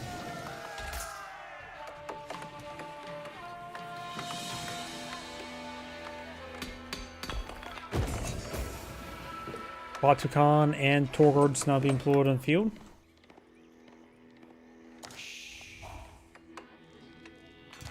Devising a collection of this stone. So it looks like he's going to age up, use a cheaper cost reduction for a cheaper town center, I'm guessing. Let's switch over to him. Of course, town centers usually cost 400, 350. Zhang Tower, I think that stone is reduced by 10%? Maybe a little bit more, I can't remember. It will just make all the farms cheaper along the granaries that go along with it. Yet now it only the wood cost does not reduce the stone cost. Song Dynasty has begun. Huh. I don't remember that sound effect being played whenever advancing the next dynasty. Is that something new? Or that's just something that's now in the replay system? Towns are deployed right next to the first one. Meditation gardens could be disturbed. We're now providing 50 gold, 25 stone, and 16 wood. Not a bad amount of wood. We know Torgard's here. Once he finds a meditation gardens, destroy it.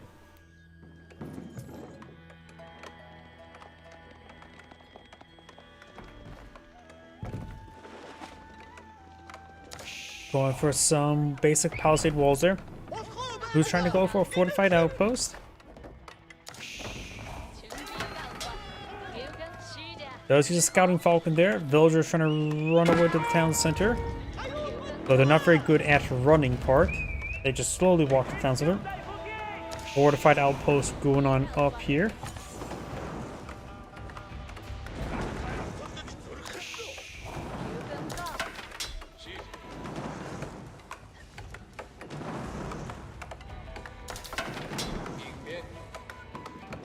Got some of the Karash deployed in the field. Oh, we also got the abandoned outpost here, just meant for vision. I forgot about these existing. All these casual terrain structures was added in the DLC that added the like Knights Templar and all that sort. And yet they rarely ever appeared. Oh, cancels the fortified outpost. Too many angry men with pointy sticks here. Archer range is not being established. Hardened spearman research for the golden horn.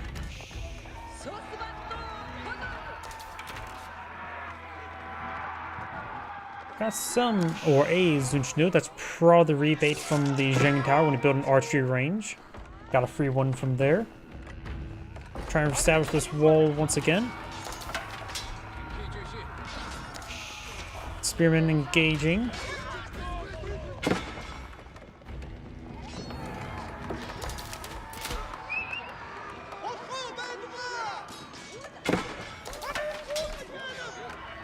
Right now, blue has a much higher armor value, but still pretty early in the game. More spearmen to be part by the Zuzi's legacy.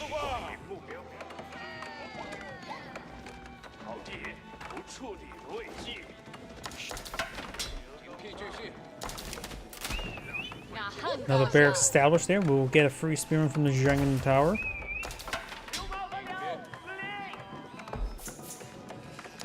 Looks like the last of Red's sheep will be cleaned on up. Can start going for the berries. He does have reduced cost for farms, 53 wood. Nice little discount. Not as massive as you would like. Grains do cost 105. But he may need to get a heavier amount of wood in order to start getting the farms going. The amount of cattle in the field is probably not going to be traversing out town too much. But then again, there goes all the Torgards in Batukan. Got a fortified outpost being established here.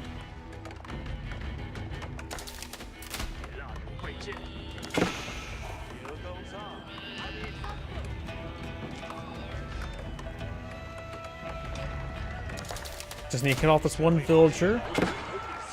Villager's quite wounded, but does fall back nice and early. Archers just trying to engage. It doesn't really matter what they hit. Torgards need to probably avoid the spearmen, but they're beefing up to be a good front line.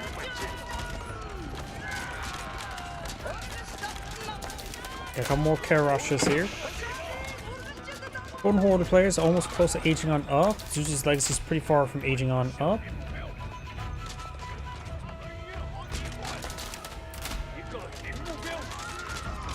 The number of these Zunchus, they don't have +1 range damage nor +1 armor has been researched. Both of them could have capitalized on getting the first blacksmith research going. Torgards not engaging. They have, of course, enough armor to resist the damage. Some of the Karashes, they also get +1 armor, so the Karash is being particularly useful in these formations. Got attack arrow there from Batukan. Fortified outpost is not, or it is complete. No, it's not complete, is it? I just don't see the build bar. Am I crazy, or is it just being repaired up now? Yep, just getting repaired up now. Got a gear here. Going to try to steal the delicious piece of venison. No, it's not fully built. There's just no progress bar. Where's the progress bar? Am I crazy? I think I'm just going crazy. Military buildings influence have 20% production speed.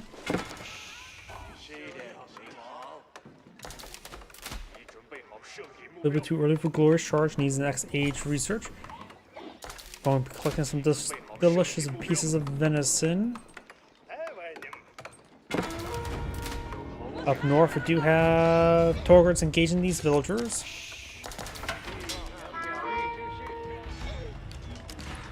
Exile villager there.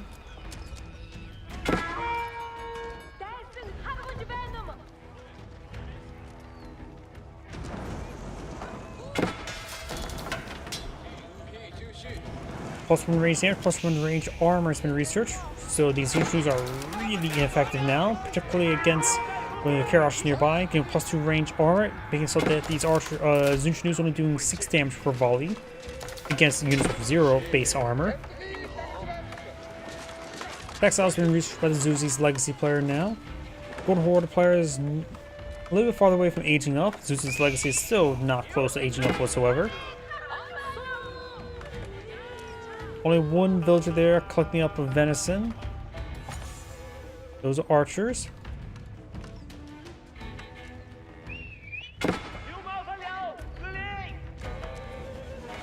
And we actually got Keshiks on the build queue as well.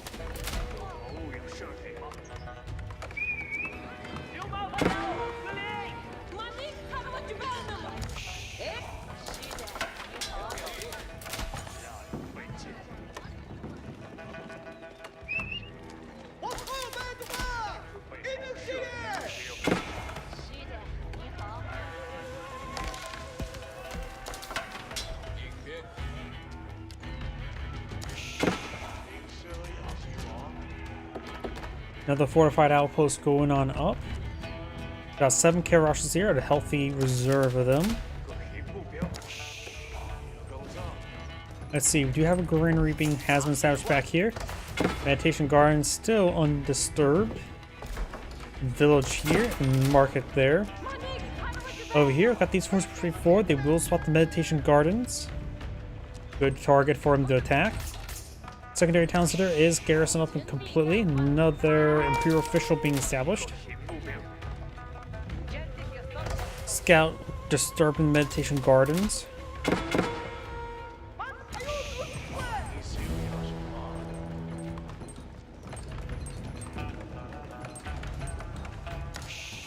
Love how the villages on these angled hills, they actually put quite a bit of foundation underneath.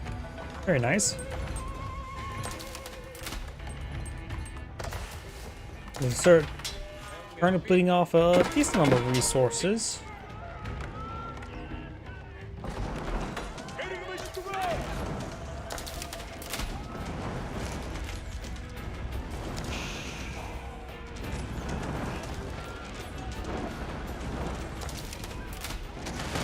So let's look at that wall segment. You know, when fighting against Zunchus, horsemen are still generally better than Keshiks. Far more cost effective. In fact, nearly like almost 100% more effective if I remember correctly. Keshik's base health is really low.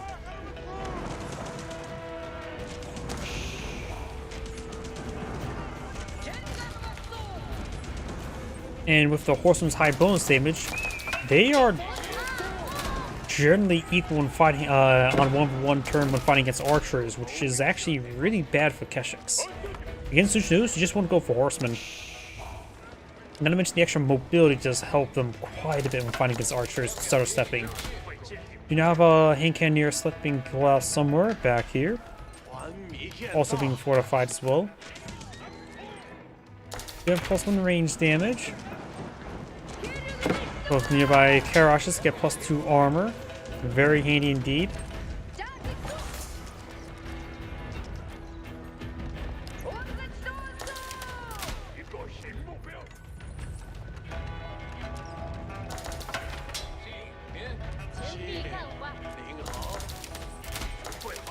And right now, with horsemen near Karashes, they will only take 1 damage per bolt from the, Zunchus.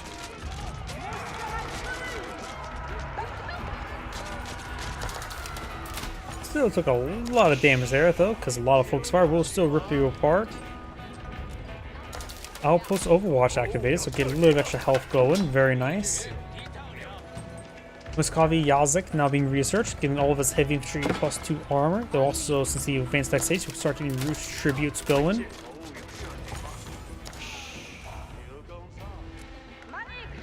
That extra heavy armor for the heavy units will make it so those Zunchus will just only do 1 damage, even with incendiary arrows. Crossbows bolts would be another matter, but it would definitely help out when fighting against the 10,000 bolts. Getting extra armor there.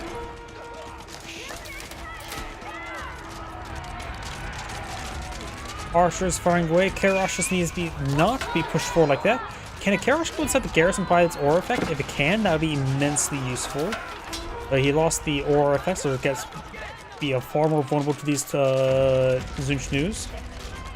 Torgard, Spotukon, and Ketchers push way forward.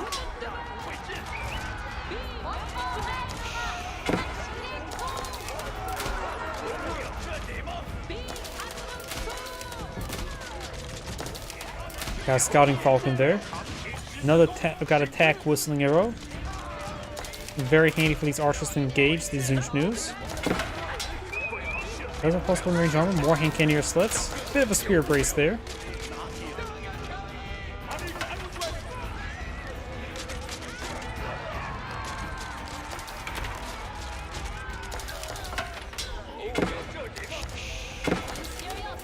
Muscovi Yazik almost complete.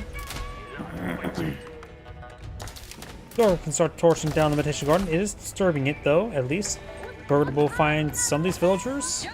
Of course, they don't have high DPS, they're more of a bulky unit.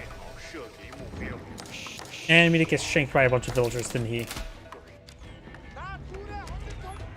Veteran archers now being researched. He also has more Keshiks on the build queue as well. We'll need to get the veteran Keshik research going. +2 range damage now being researched. At least with the +2 armor, the Keshiks get +2 range armor, so they'll get extra armor going versus the Zunchus. Mount Lu Academy now being searched by the Zuzi's Legacy.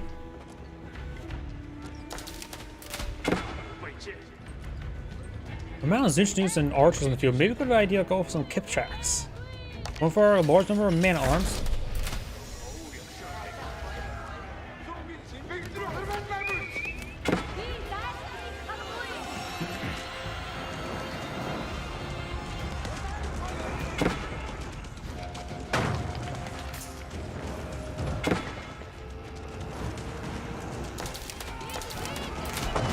Town center taking some damage here. We have the veteran archer research going, far away hitting some of these spearmen. Got the veteran Zunchnu being researched. Definitely get out the crossbowmen on the field. Does have 2 crossbowmen in the field, 3 more on the build queue. More attack arrows there, very handy. So putting these veteran archers up to 10 damage. Batukan does go down. More units push forward. We have another outpost being scouted. Looks like Blue's going to try to close the game now. Town center is set ablaze.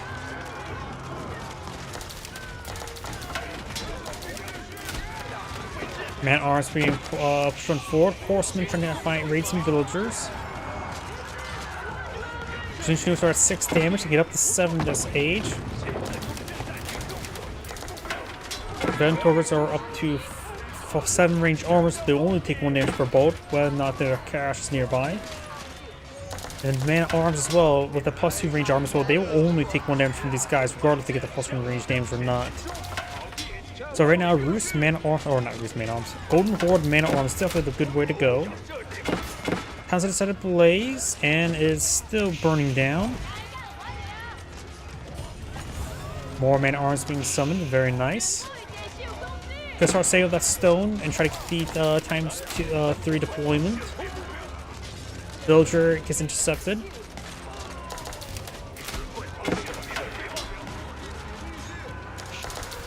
Batukan been redeployed in the field.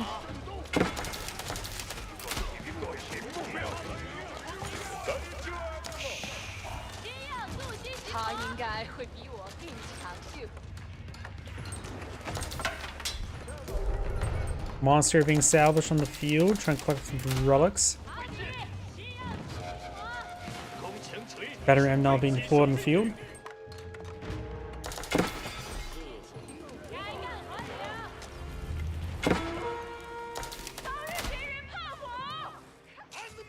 Red had villagers here. Blue's shinking those villagers.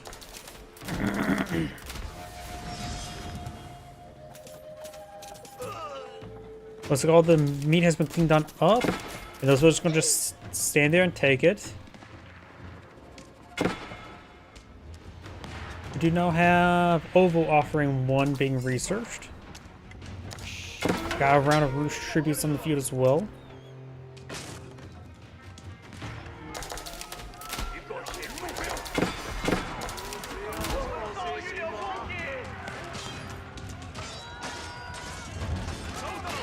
Good number of batting rams and Zunschnoos here. Man-at-arms stuff is still way to go. Archers won't be half bad supplement force. There's some roost tributes. They have a good amount of health here and some melee range armor, so they will resist the Zunschnoos quite well. We do have some Palace Guard here. They just got upgraded from early Palace Guard to regular Palace Guard. Roost tributes do have +3 versus cavalry. Which is fine against none of that. Fortified outposts has been set ablaze. Those get destroyed there. And horsemen find a pretty good flank here hitting some of the Zunschnoos.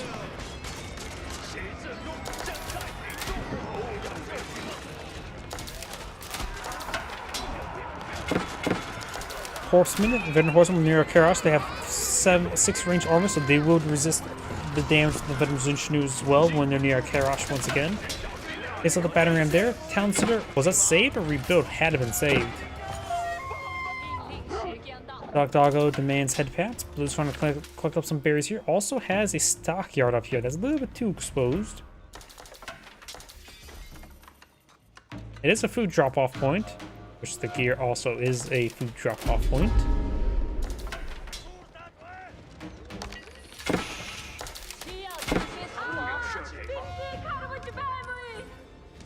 We got a good number of crossbows being pulled up by Zuzi's legacy, so horsemen will still be a great option by the Golden Horde. He has only 7 spearmen on the field.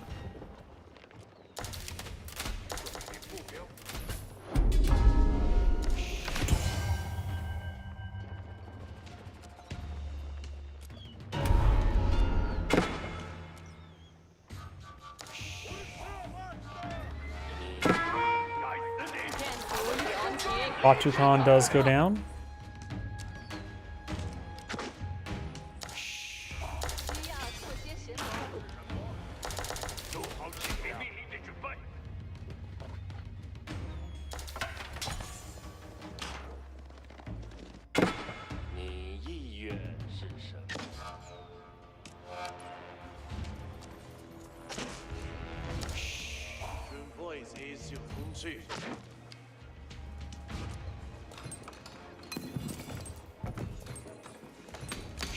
Mining camp here.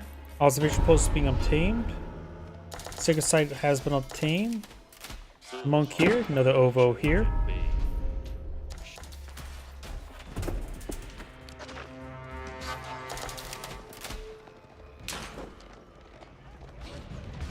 Crossbone do have 1 trebuchet here. Handful Palace Guard. Over here, some man-at-arms, some Karashes, some Roost tributes. Force mix of everything to say the least. Mostly heavy forces, vulnerable to the crossbowmen, but there's some horsemen to help deal with those crossbowmen.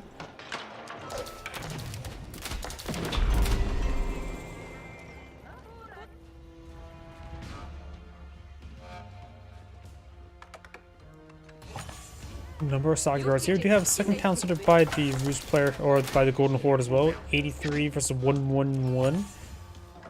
The Ton debuff arrow is being queued on up. Shaman. Not sure what the shaman's doing. I really have no idea what the shaman's doing. It's also not capturing the outpost. Guess it can't get captured there. Blue has managed to obtain all these walls over here. Very nice. You could actually eye for a bit of trade as well. Just need to destroy this mill and then get a bit of trade going. He still has access to Silk Road as Golden Horde, as well as Stone Commerce. Of course, that requires the next age. Large number of granaries here and farms. Horsemen push forward with a number of various other units. Spring golden placement here. Another spring golden placement here. Horsemen heading back up north, trying to avoid all these forces.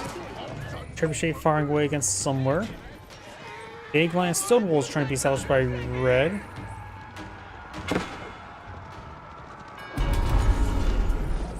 Blue has obtained another sacred site, and this one's been neutralized. Shamans are there now.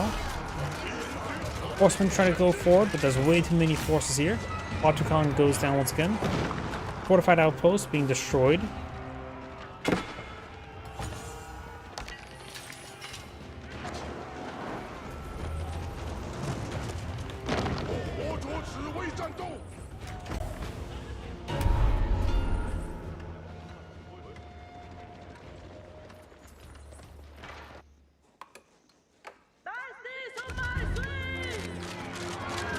Horsemen slowly being picked on apart. Just way too much firepower here.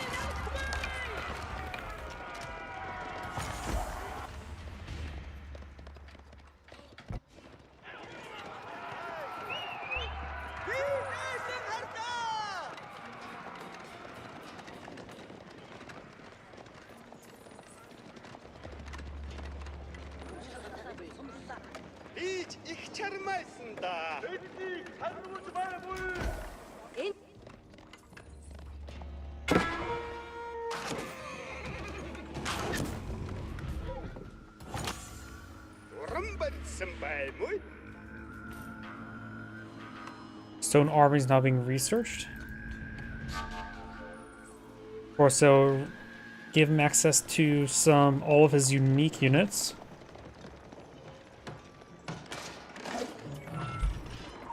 Roost units are the Roost tributes also get upgraded. He actually has enough stone to, or no, wait, that's the Zuzi's legacy stone. Good amount of stone walls going on up here. Blue has good amount of force. Nearly maxed out population, so is red.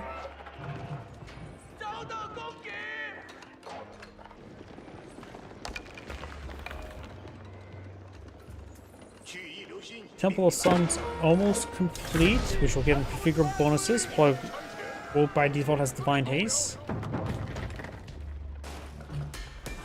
Blacksmith, going for Dolly horses as well.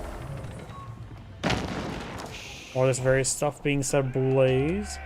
We've got Elite Crossmen, Elite Spearmen, Elite Zunjanus. Which one's which? I'm not sure. Is this Crossmoon? Yes, and that's Zunjanus.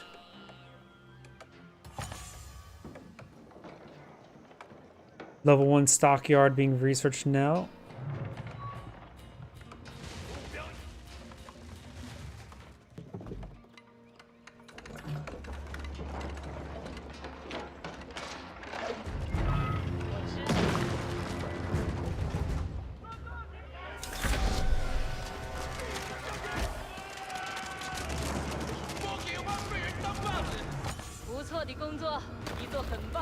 And some of this gold down south. Meditation Garden's still alive, providing its extra gold income as well at it. Pushing out some of all this stuff here. Elite Horsemen now being researched. These Palace Guard could be pursued. They are very speedy with Divine Haste. Of course, we got some good spotting here at the abandoned outpost. Going for the sacred site there. 7 minutes till victory. However, there's enough force here to intercept these Palace Guard here. Red's trying to go for a keep here that could be intercepted. It is built, so it can be torched down. Their tributes actually use that axe properly, unlike the militiamen. Archers firing away, crossing the back line. Trebuchet forward. Crossmen right now have 17 damage, 12 plus 12.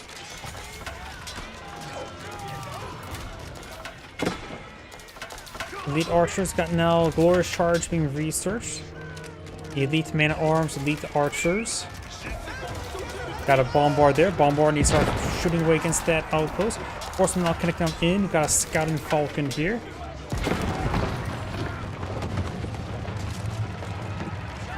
Keep has gone down. Crossbow straight forward. Red right now is a pretty good congested force there. Blue right now needs some mangonels to fuel this force. Blue also has 3 relics and all 3 secret sites.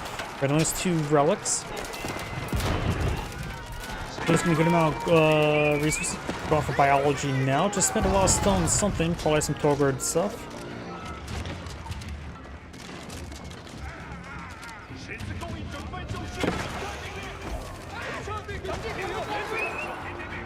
Horsemen straight forward, try and kill off some of these units. Or the Roosterman arms straight forward. I really haven't seen the time for the reinforcement upgrade as well, which would have been very nice to get on. Plus, he does need access to the Lancer of the upgrade, which helps the Keshiks and Torgards.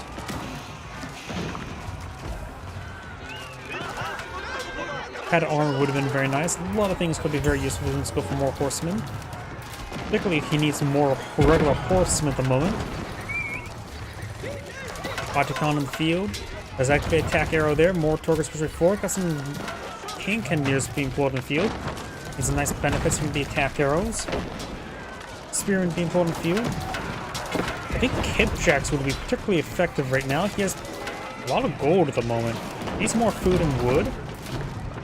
And I think Kipjacks would have been pretty good right now.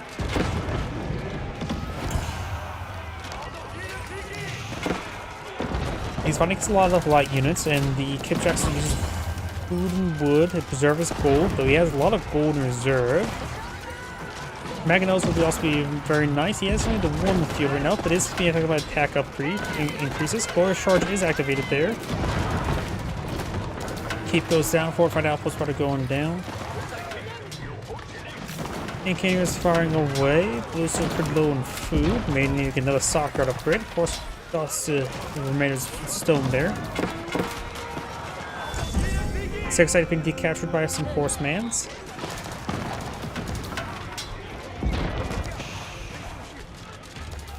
More Roost Tribute has been flowed in the field.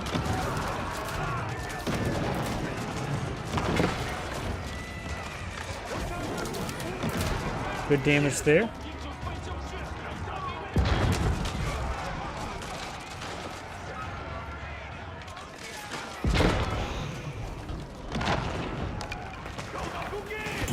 Hand Cannoneers flying away. We got 12 Hand Cannoneers for the Golden Horde. Mangonel does go down. Red's starting to fall on back. Over here, we do have these villagers being pursued, getting picked on off.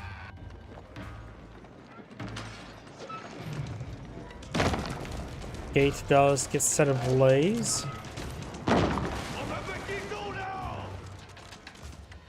Villagers repairing up the bomb bar there, going for more fortified outposts.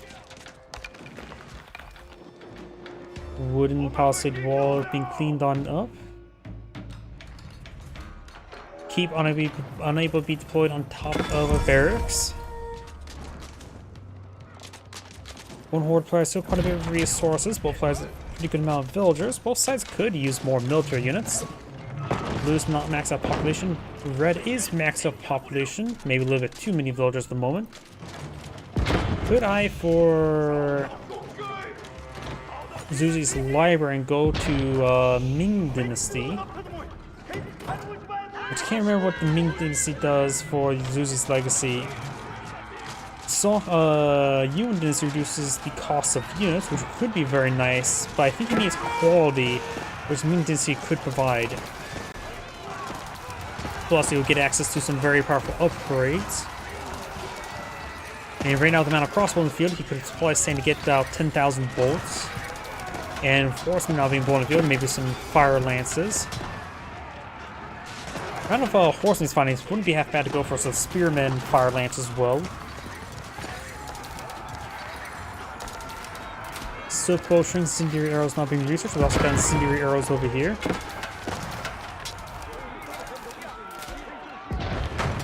Hang on the keep there. Did take some of that gold there. There's gold deposits, so 7,000 gold left into it. These forces are advancing way forward. And Cannoneers and Spearmen push way forward.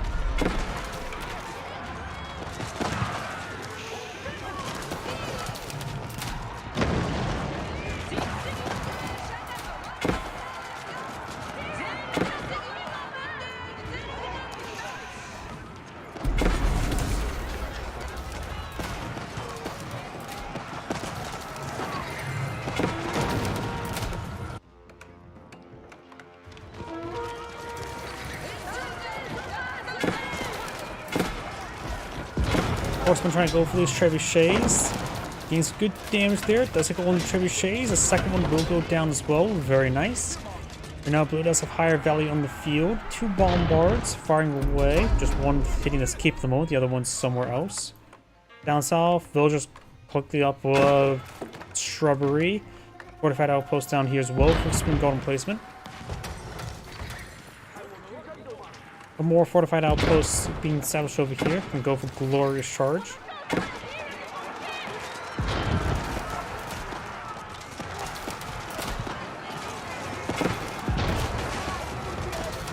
Keep does get set ablaze. Essentially is firing away. Glorious charge now being activated there, which will also get some damage reduction.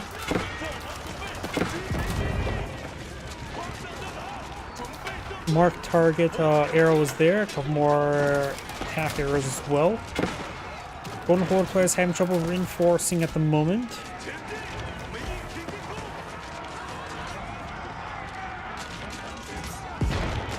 Zeus's Legacy player has nearly 2,000 stones, so they deploy a lot of extra keeps. And so there's a good amount of resources. We can go for a Yuan Dynasty.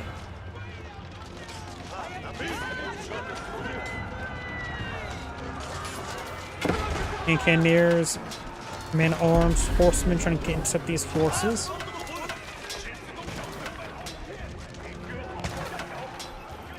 Golden Horde players still having trouble with food. We have now court architects being researched. One needs just more villagers and stockyards.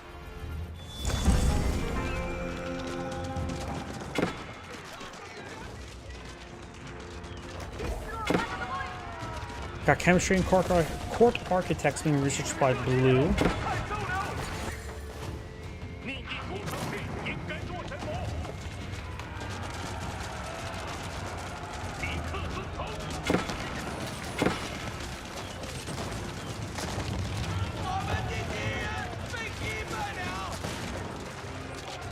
A lot of these units just firing away, putting some good damage on these various structures. Mix up everything here.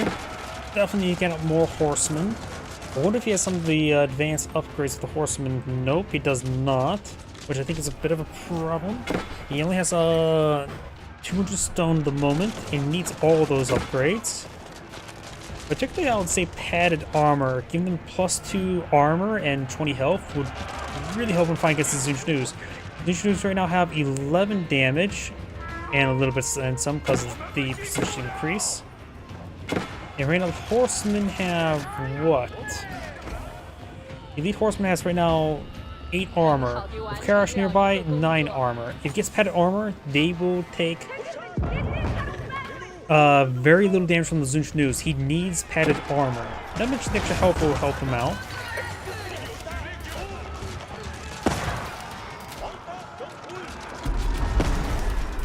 And Cannoneers firing away. Zeus's Legacy could go for you and Dennis right now, but running very low in gold. May need to eye some traders, but both of the trade posts appear to be out of reach.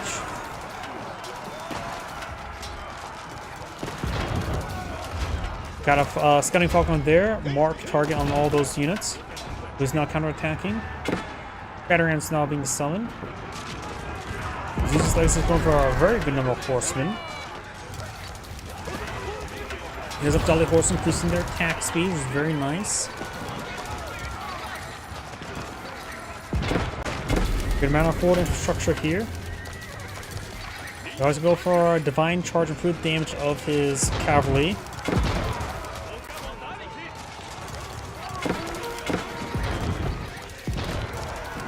Up north, oh, got some gold up here. A decent amount of gold, so remains 6,000.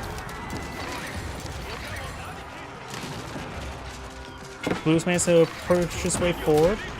The army battles are relatively similar, but right now blue has a bit more momentum here. But red's reinforcements are streaming on in. Keep has been set ablaze. Keep will be going on down.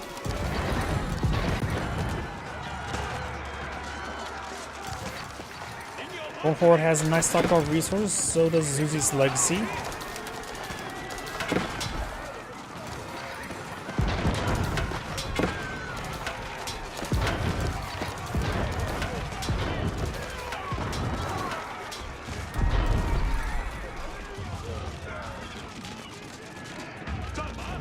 That is a good number of bomb bars. Maybe a little bit too many bomb bars at the moment. Looks like they'll be engaged in these very strange forces. See, right now I think it just needs more mangonels. Delete some of those wall segments. Villagers push away forward. Maybe try and collect up that stone. Got a lot of attack arrows there. And Kenyon is being blown by red somewhere. Maybe around here. Doesn't look like it. Right now, blue has much higher destroyed value, that's for sure.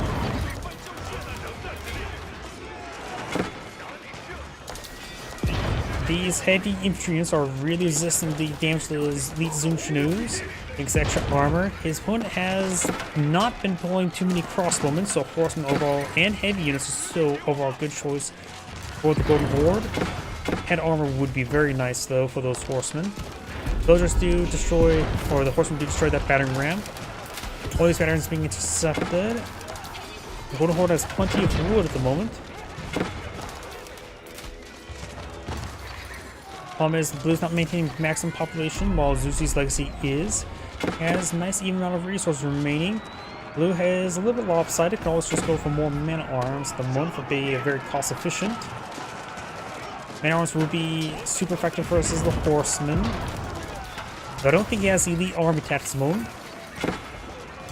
Maybe he does. It's hard for me to tell. It looks like he does. And maybe not the health. No. He's not getting increased health from elite army tactics. Horseman heading up north.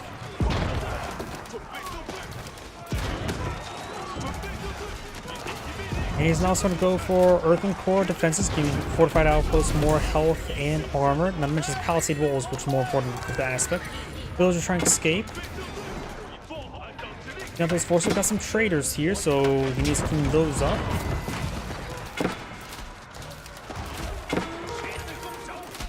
Villagers exposed here, could be intercepted. Got a gate here, so it looks like they will escape on out of there. Could have took a lot more losses, though right now red could lose. He has an expendable number of villagers. And continues firing over here.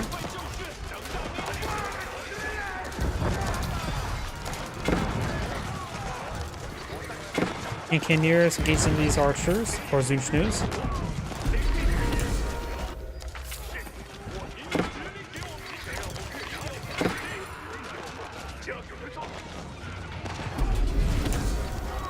Canneers firing away. He's actually, Golden Horde's running pretty low in gold. That's sort of not fitting with his name. Horseman does try to engage some of these more of these horsemen.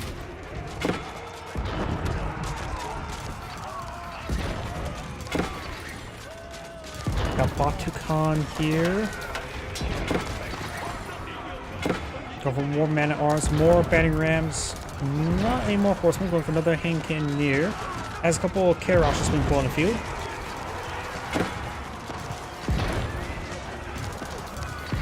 Blue's now push way forward, got some of these Zunchnoos backing up off. Going heavy numbers of these Zunchnoos. Still no padded armor on these horsemen. They really do need it.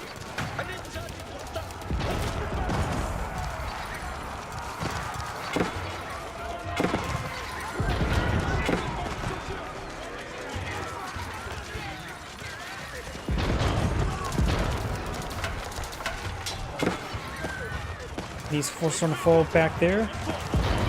Man arms still overall a great choice by the Golden Horde. The arm attacks will just make it a little bit better. Of course, that's a little bit whole order. That's one of the more expensive upgrades on the university, or in this case, blacksmith. These forces are going to fall back there. More reinforcements just streaming on in from Zuzi's legacy, going for horsemen and for Zunchnoos. Really should have got the UN dynasty a long time ago for the cost reduction. These tributes push way forward. They should be particularly effective right now. But right now he's getting really outnumbered. Got 16 military units for 66. Very big discrepancy there. Blue needs to probably just pull back here, get some reinforcements, then push forward. Because right now he's just getting overrun by numbers. You see, like I said, could try for some battery rams to help go through these structures a little bit quicker. Is maintaining maximum population cap, which is good. Do have another glorious charge activated here.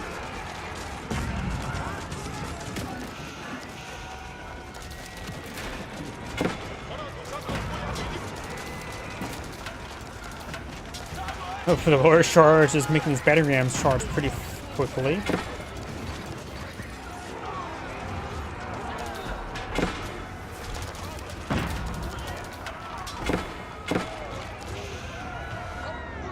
More hand cannoneers, more spearmen. Down south, got a vulnerable number of villagers. More Zunchnews here.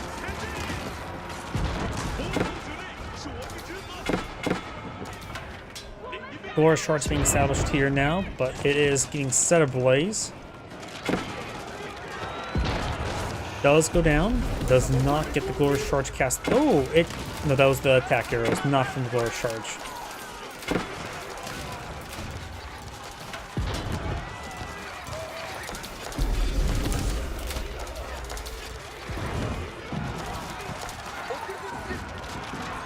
And cannoneers, archers starting to fall back. This glorious charge I think is still active, maybe not. Up north, got the keep here. Gold still has 1,000 remaining. Looks like all those villagers went down. More food and wood here.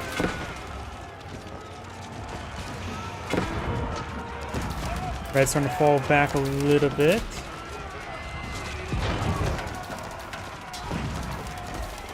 More horsemen being salvaged here. I really could use the stable reinforcements.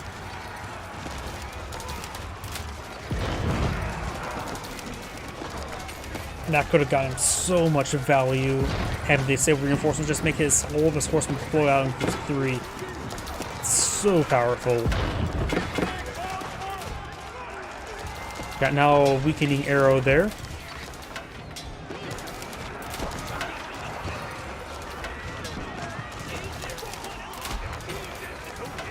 Horsemen now push way forward, trying to engage some of these Zunchnews. Main arms, a good number of forces push way forward. Battery rams are advancing. Golden Horde player has some fork with, so does Zeus's Legacy. Mostly gold, a healthy amount of gold there. They're trying to get a good amount of pressure going. The tug of war is trying to push the other direction. Got more reinforcements being summoned here. No way to get these Zunchnews on top of the walls segments at the moment.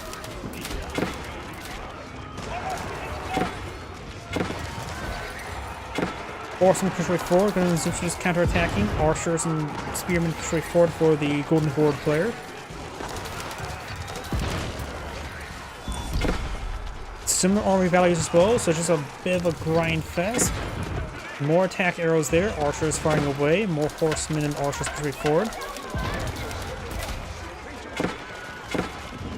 Golden Horde player needs to mix in some more Karoshes, not been maintaining a decent number of them. It's a very good force multiplier.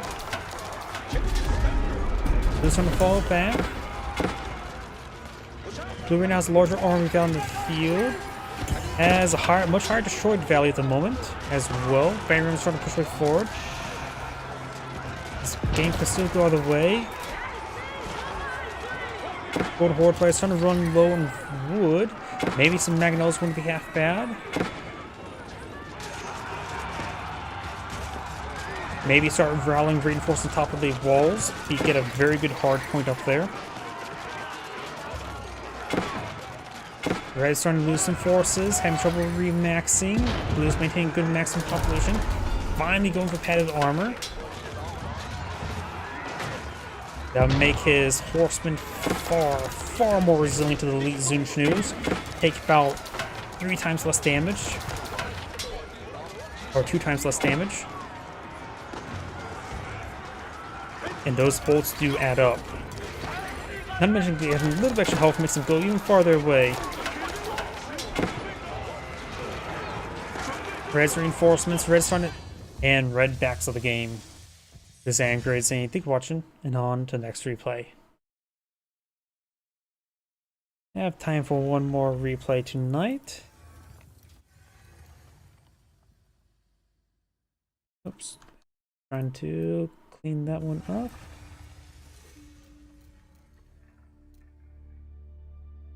Let's see. Let's try to find some of the other civs than what we casted. Rocky River, 1213. 1213 Rocky River. Did Zuzi's Legacy. Let's do something different. Did him. Let's do this one.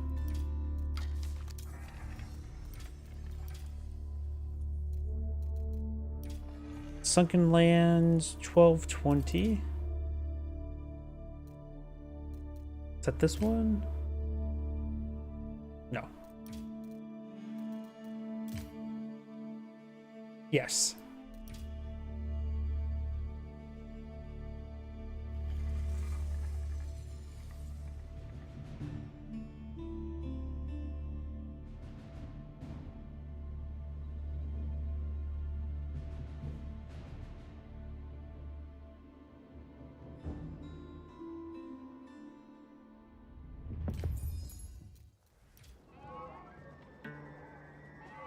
Greetings everyone, and Great here of another Age of Empires 4 replay. So on the bottom left side as the blue mullions, we've got the Starflark, allegedly the real one. Spawn top right side as the orange Holy Roman Empire, we got Beastie. As a map generation, I immediately noticed we got 3 small gold deposits here. Or at least this one's 4,000, this one's 16, this one's also 16, so got a nice congestion of gold. So the Agion Chapel in the middle of all of it will get him excellent gold generation throughout the entire game with a bit of wood. Over here we got both deer deposits pretty close by each other. Go for a mining pit around the small one, which results in less build space. Excuse me. The medium-sized ones here. And there's no large-sized one on this map.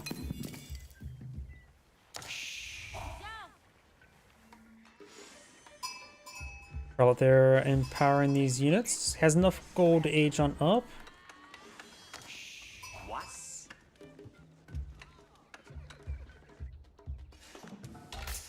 Agion Chapel being salvaged up here, actually.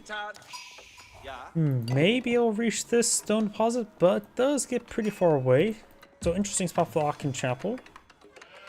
Just want to be something around here. Maybe didn't have that area scouted out, who knows. Monster Quarry now being established now.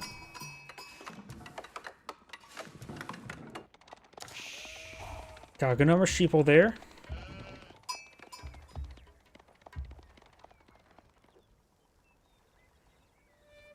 And just something I just realized, well, these deer deposits are 5 deer deposits, not 7 normal 7 deer deposits. Up north, we also have a 5 deer deposit as well. Pumbaa down here. Wasn't this also supposed to be another Pumbaa up here? Guess not, so only one Pumbaa on the map. Of course, mines are Islamic, so eating Pumbaa is haram. While the Holy Roman Empire can always eat it. And get some bacon.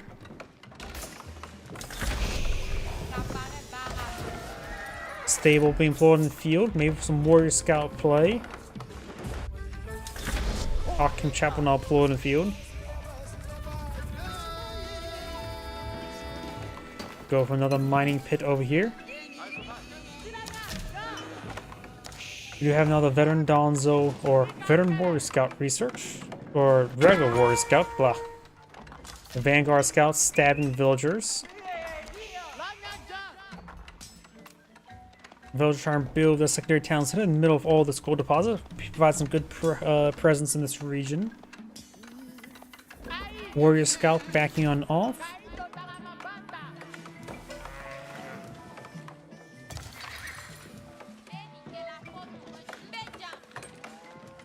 Got a Sofa now being employed in the field. You should see those guys from most age 3 nowadays. We can age 2 Sofa. Will he become the Sofa King?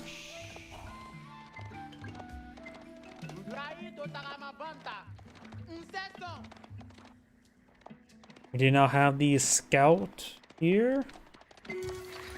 Another warrior scout.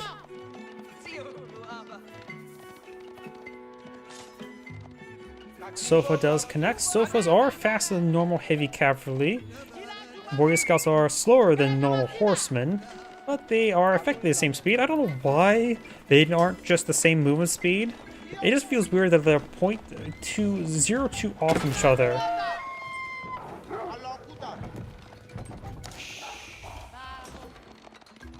I wonder if it's some sort of precise balance change why they're just not the same speed. I just don't know why. They just seem just weird that they're just ever so slightly different. Just make them uniform. Scout take a bit of damage there. Huh, was that a javelin? Or was it just a pile of arrows there? Either way, we do have wheelbarrow, economic tax. No professional scout? Oh, howdy. I'm assuming that's the Rumble raid. Welcome to the stream. Castles of Age of Empires 4. Wheelbarrow specialized pick has been completed for the Mullions. Holy Empire player has a pair of spearmen in the field, a third spearman on the build queue.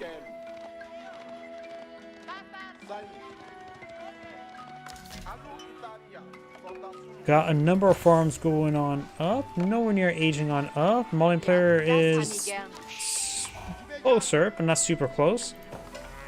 Based on the farm placement, he's going to go for the Grand Fulani Corral rather than the Fombia Garrison. Barracks here. Ardent Spearmen have been researched.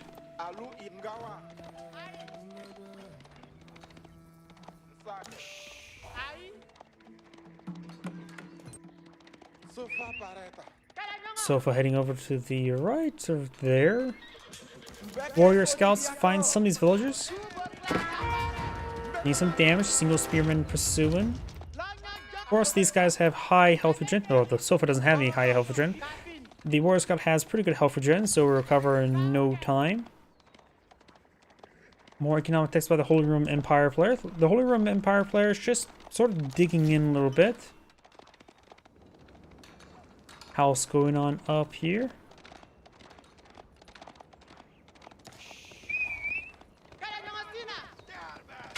Spearman stabs the warrior scout there. Try and pick off the one warrior scout at a time. Or spearman at a time. Warrior scout will heal himself up in no time. Luckily he took all the damage. That warrior scout will not heal himself up. Another mining pit over here, providing 108 gold per minute. Yep. Well, it needs to be H3 before we're going to hear any priests or monks do that. Zadok Doggo demands head pats. Archers gain some good damage on the spearmen. Takes one of them out. The rest of these spearmen are falling him back.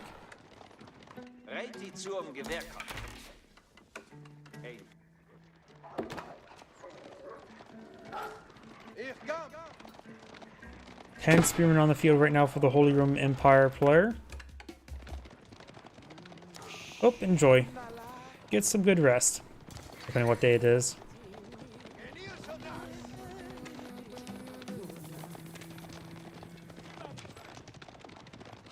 Spearman down. Number of spearmen here. 9 of them. All 9 of them on the field he has at the moment. More cows. Gotta keep those doggies rolling. Grand Fulani Corral now being deployed on the field.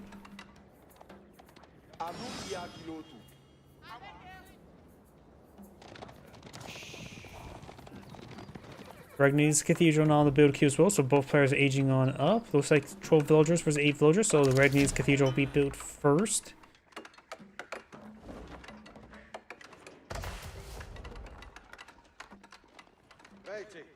You'll probably need to take time to start escorting the villagers towards pick up them, or the monks to get some relics, or prelates I should say. One relic's pretty close by. The other two, and there's 2 more right here towards that same direction. So it could be very realistic for the Holy Roman Empire player to get 3 relics, which could be very nice to say. We're gonna push way forward. Grand Fulani Corral almost complete. Exotic Doggo goes down. Prelate trying to pick up this relic. Another spearman's here. Archers intercepting. The prelate may go wall. Wolo, but will be intercepted by all the cavalry. Spearmen getting stabbed quite a bit by a bunch of angry men of pointy sticks. And Holy Empire courses free marching drill, allowing to make Spearmen close this no problem. No Wolo up there. Sofa will not go down, nor be converted. These guys heading up towards this prelate now.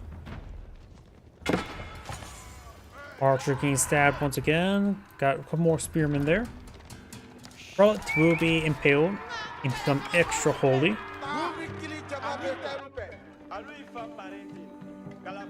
Importer armor now being researched. We've got veteran sofas, no veteran warden scouts just yet. Orange has claimed one relic, that was the one right there.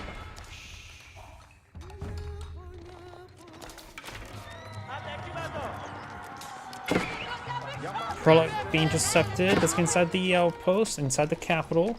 Good number of vulnerable villagers here. 60 villagers versus 42 at the moment. Spearmen stabbing the archers.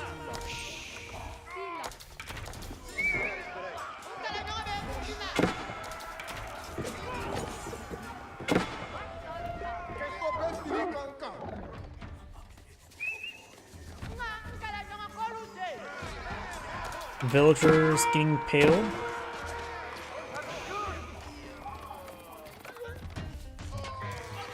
Another sofa goes down, picks up a third relic.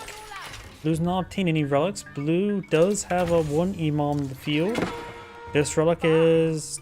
that's a sofa, not a imam. Sofas and warrior scout engaging the villagers. Spearman getting some good damage here. Those units do go down south. Archers pursuing the prelate, who has the relic. Veteran spearman research there. Sofa goes down. Put this relic inside this outpost.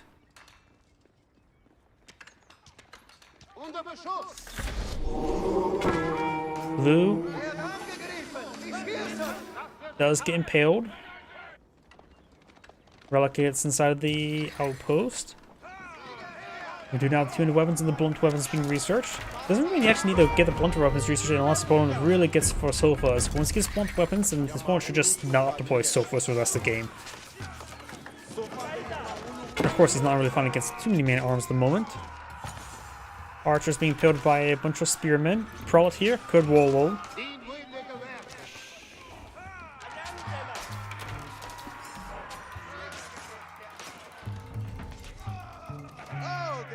The last relic here, Ivan will pick it up, so it looks like blue will obtain one relic, or orange will obtain the other 4, which is quite impressive. Does take out that sofa. 200 weapons have been researched first, so they have a bunch of axes, and then soon be upgraded to heavy maces.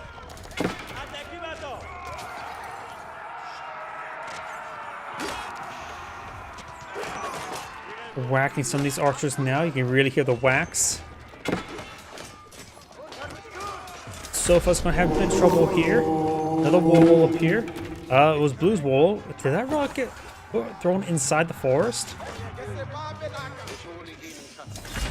Immediately Wolos pulls back. Just keep the units there at the corner. Around a sofa's got obtained. It happens so rarely, I wasn't even paying attention to it. Ugh, I'm also a little bit tired. But does get around sofas, which is very handy to say the least. He is now the sofa king. Imam here will slip on by. Couple more men-at-arms there.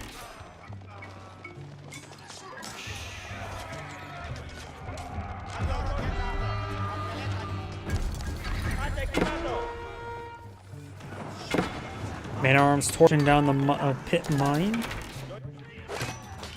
Imam does not become holy, extra holy, because he got bludgeoned. No holes there.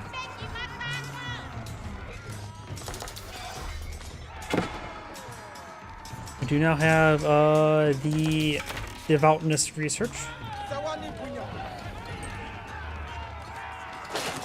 I should start slowing down the self-production due to the amount of man-at-arms full in the field. He can always just use, if he wants a raiding unit, he can always just go for the warrior scouts. Let's take out some of these villagers there.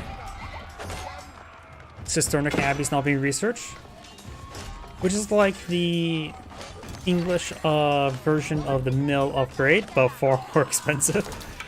But still very useful, and usable for other resources while at it.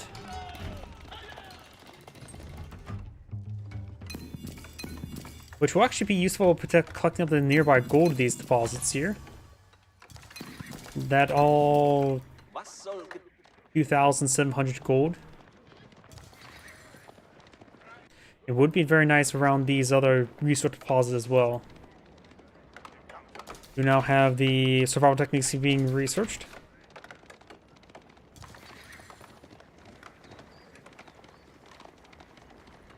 Got some of these veteran Musfati warriors being killed on the field. 9 plus 15 against heavy.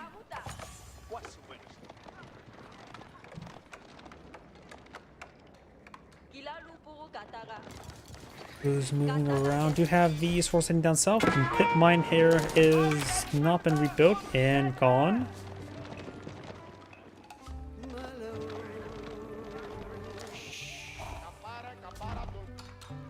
Pit mine over here. Could use a bit more encasement, but got a deer carcass in the way. That's probably why.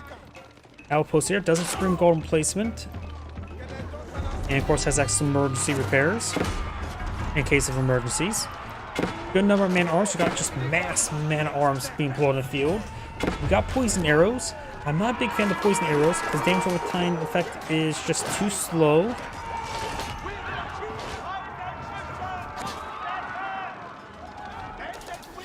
Right now, Holy Empire player may want to eye for some horsemen. I'll deal with all these archers or mangonels.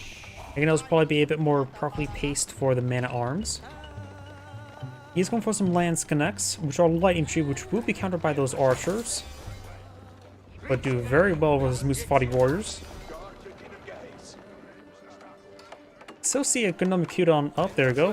From the point of view, they do have a heightened movement speed, like Musfati warriors. But then again, that's probably from the boot camp.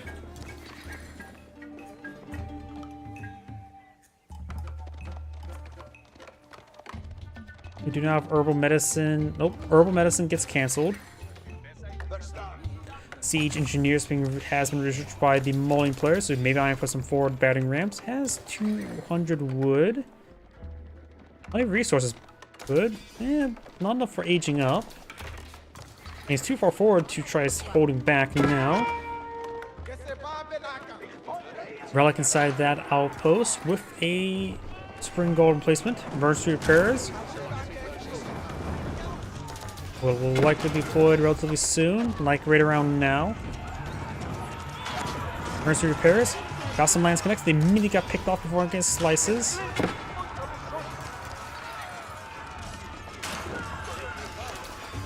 Capital not garrison at the moment. Orange's army overall just keep overran by the numbers of blue. While over here, all these main arms is where Orange's primary force is at. Outpost here, got a large number of outposts trying to go for a back line of safety here. A ad hoc keep, if you will. Orange repairs off nowhere near off cooldown. Another Wolo does get picked off. Gets inside the outpost there. We have one spring golden placement here. And a relic inside.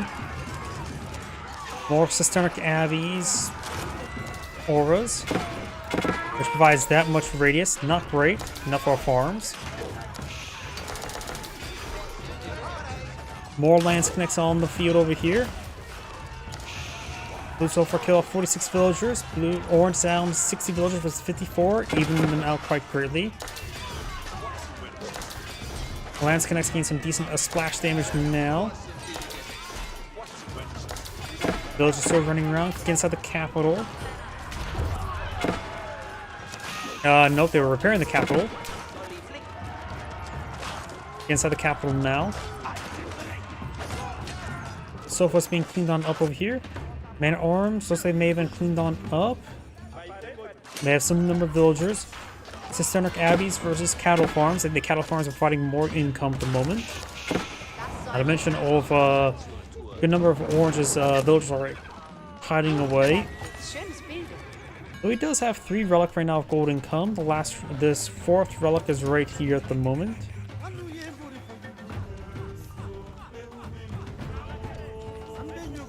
Well, I just throw inside one of these outposts with time frame. Holy Empire player can't be any farther from aging up. Bowling player, relatively close. He's 1,000 of each other more of each food and gold. There are no trading posts in this map, so the total outposts are not going to be super great. They always trade himself. Imam managed to get a relic picked on up. Capital takes out the Imam. And that's his only Imam in the field, so the next one is being built. Orange going for a good number of archers.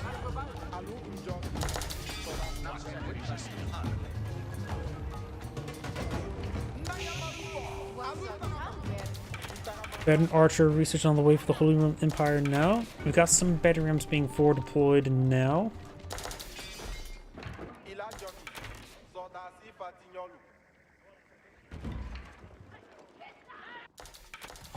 Hit mine has been reestablished there.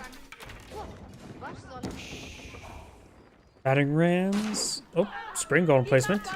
Does do right now 12 damage per strike, so will 2-shot. Nope, not 2-shot the Musfati warriors. Also, you have a bunch of wounded units like this. Consuming population is actually a bit of a problem for blue. Oh, right now he's at plenty of spare population, so not too important. Fort of the Hunters being established next to these gold deposits. Very nice. And blue is just collecting up gold from multiple regions right now, so in a great position.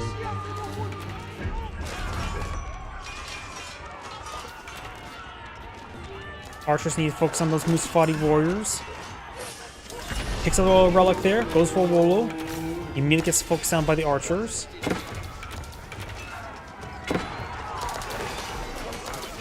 And arms gets good hits there onto these units. Can mercy repair the lumber camp if needed. Probably a bit of a waste there. Could probably mercy repair this lumber camp there. Probably be at a waste of it though.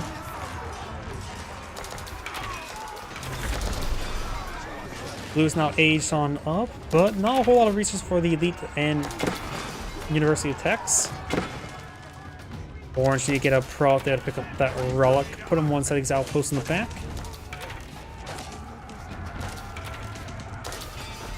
Orange still has 2 town centers. Blue has a secondary town center. He could go for the cheap. Right now, the only advantage of the Palace of Swabia right now is the cheaper age up and potential recovery in the future.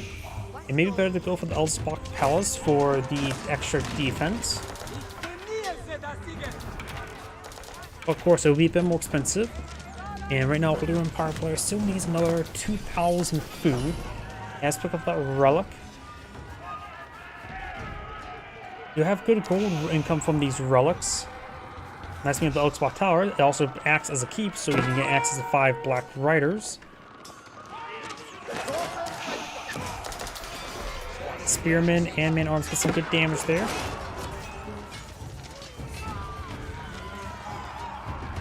Or Siege Workshop here, going for a Bombard. Elite Sofa's been researched. No Elite Archers just yet.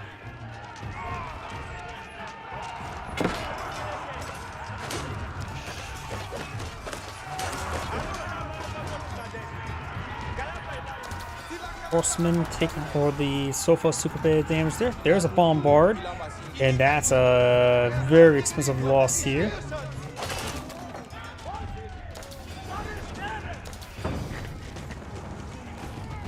We now have some destroyed value, some of village numbers on the field, some economic upgrades, good number of historic monasteries in the field, 2,700 gold there. So right now, 4 relic gold income is very useful, and Smanos are pretty gold efficient. The gold relic income may be all he needs. definitely start eyeing some other gold deposits. Excuse me.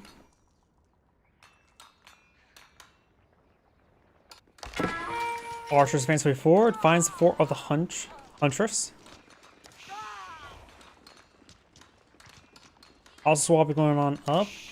Probably wants a cheaper age up to try to, because the more expensive age up is just probably not as feasible.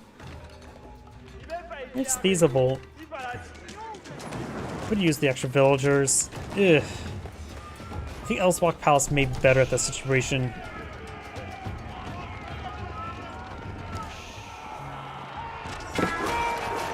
Got elite units versus the Orange has a bit better counter units at the moment. Crossbowmen. Orange's crossbowmen will be going down. Trying to use the archers, engage the archers. Man-at-arms can get some good damage from these sofas. Of course, they are a age disadvantage. Both sides' forces are going down roughly at a similar rate. I don't think either side won that fight, honestly. Maybe blue did.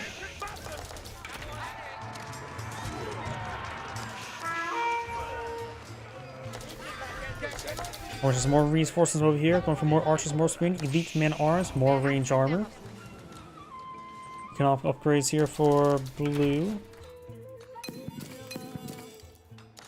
There should be enough room for another house there, or maybe not.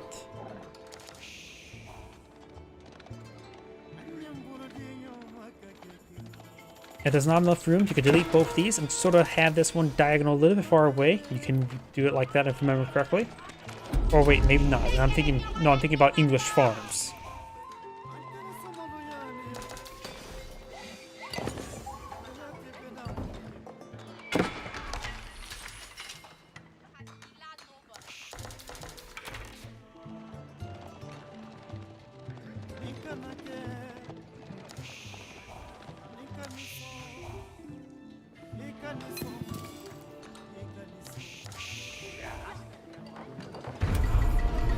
Blue's now captured the sacred site. Orange has the sacred site here, interestingly enough. Madrasa now deployed in the field as well. Madrasa, however you pronounce it.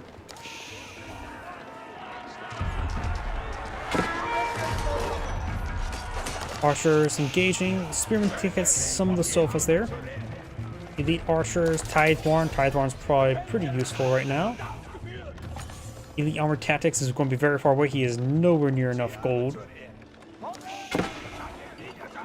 He has quite a bit of stone, so he could probably start getting some more fortified outposts with cannon placements for his relics. Precision training and bombardment placement, and level 3 food collection technology for the Mullions. Right now, the Mullion player has plenty of resource stockpiled. Oil Empire players sort of screamed on the barrel, so it's just not going to be getting any of this gold. Keep, which help him keep the sacred site and the gold. These forces heading down south. Blue needs to intercept or just stall without the keeps going field. That is a good number of villagers there. Oh, that's an orange keep, not blue keep. I'm just going crazy. Archers engaging archers. We have elite archers right here. Precision training is complete for the Mullion player, so his archers up to 12 damage. But orange just simply has numbers right now. Orange keep gets completed. Blue's abandoning this region. There's still 2,000 gold there. Blue's going to be building the keep up. The armor tactics for the Holy Roman Empire player.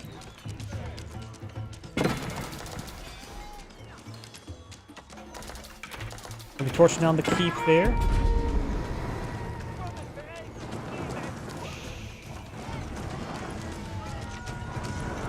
Villagers from going down. Keep will be completed. 2 villagers have managed to survive. 3 villagers managed to complete it. Villagers get inside the keep here. Of course, let's give max to 5 black riders. Man-arms here and slugging these sofas. Turn the horses into glue.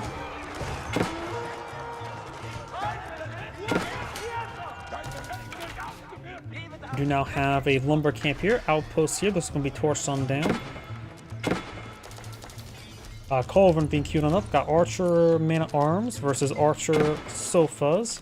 Blue does not have too much of an army in the field, has a resource reserve though. Outpost being upgraded with arrow slit. And actually getting, repairing up the damage. Couple guys now repairing it up once again. Arrow slowly handle the situation. More villagers heading up north. More sofas heading up north. Blue's will second sites. 8 minutes or 9 minutes remaining. Cannon placement here, which will put some damage to this keep slowly. 23 damage at a time.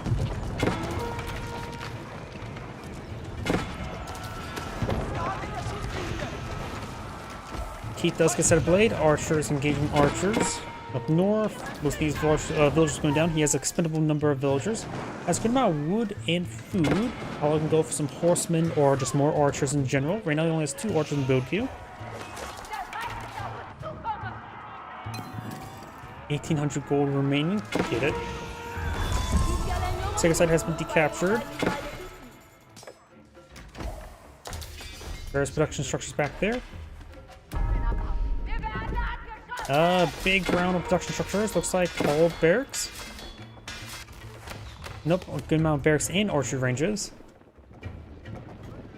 With a good number of man-at-arms. He's basically going to have to rely on gold income for man-at-arms. He's just going for an old... Nothing really see too much anymore. Just mass man-at-arms to hold him Empire. Then again, Mullins have trouble versus heavy with the Musafati warriors. Because Archer can easily come to these man-at-arms, no problem. He doesn't have to really need to get silk bowstrings to deal with all the Musafati warriors.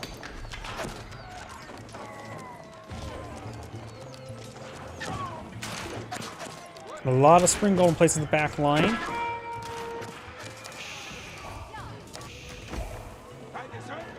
Man-at-arms gonna be setting the cows free. We let the doggies out. Moo, moo, moo. I don't know what I was thinking. I wonder if that anybody knows that song anymore. Man-at-arms pushing forward. They can start taking over some of the cows.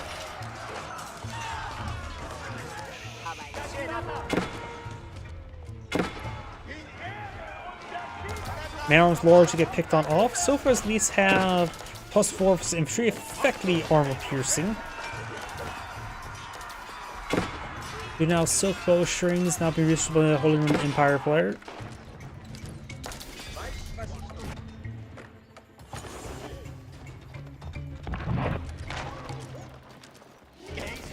Colvin here, fine weakness to keep.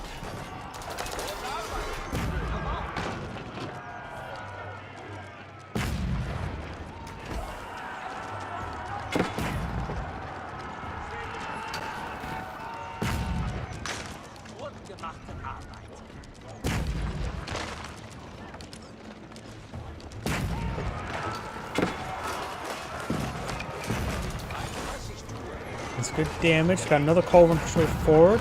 Doing good job surrounding the culverin. Sofa's now trying to intercept this culverin. Means good damage there. Villagers trying to repair it on up. And culverin does go down. Those lose the sofas. Now we've got another force of sofas and archers this time. Good number of Musafati warriors mixed on in. Culverin get picked off by the sofas. Sofas do have no bonus damage versus siege weapons. That is a job of the warrior scout. But they have pretty good base damage. Much higher base damage than, say, Keshiks.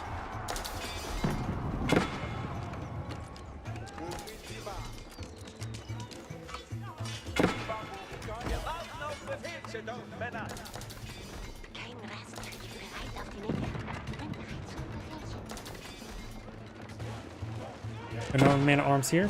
Sofa's getting hit quite hard by these man-at-arms. We got a good number of these forces up here. Keep has been repaired on up. Got some warrior scouts being mixed on him. He does have veteran warrior scouts, elite warrior scouts on the way. Musafati warriors engage some of these villagers. Got a good number of man-at-arms here and archers. Going for a healthy number of spearmen.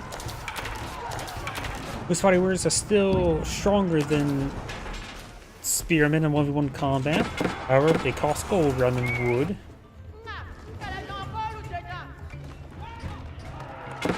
Though right now, 30 gold is a decent amount. The base cost is 75 as opposed to 80, but that gold cost is going to start adding up, though he does have a decent amount of gold stored on up at the moment. Making 1200 with 0 village on gold income. Very good amount of gold, passive gold income he has at the moment. Versus the Holy Roman Empire players, who has 700 with also no village on gold as well. But 20 gold cost for man-at-arms is a lot less than the 30 of the Musfati Warriors. Half the price. So if you're going to spam out the Musfati Warriors versus man-at-arms, this is actually usable, much more usable amount of gold since it's half the cost. And it looks to shrink it down with the gold actually being consumed. This amount's actually starting to decrease. Guess we're going to see where it stabilizes at. Actually, the one relic's also free as well. Orange managed to claim it as well. Prelate's almost down, but maybe able to claim it. Actually, we'll be able to claim it by putting inside the keep. And an upgraded keep here. Going for holding. No. Go for the cannon placement. Have Boyle research somewhere else. So you're now stabilizing down to the mining pits, which looks like a 500. No, still going down. Each one mining pit should provide him about. He's down a mining pit as well. So he's probably looking around 400 gold per minute. So yeah, the Mullen player, it has a lot less usable gold now. And to mention, all the cows going to be tipped over. Warriors cows, they do have bonus versus range now after being upgraded to veteran, but they have no inherent armor, so archer's still pretty good versus them.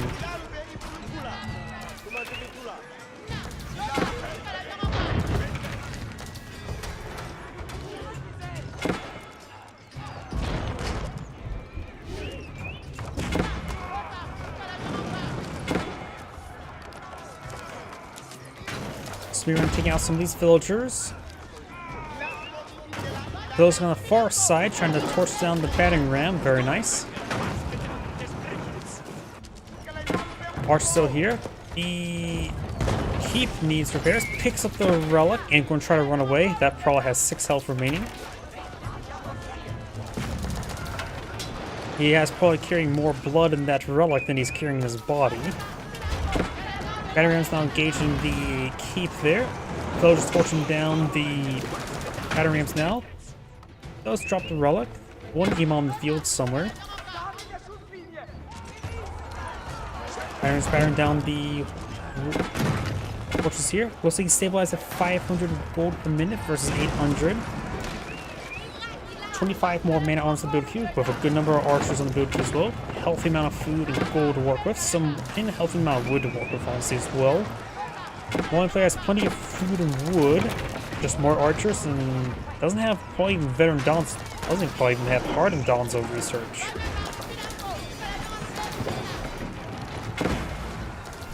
Nor the armor attaches, so Dons is simply not an option, though there's too many archers for that either way.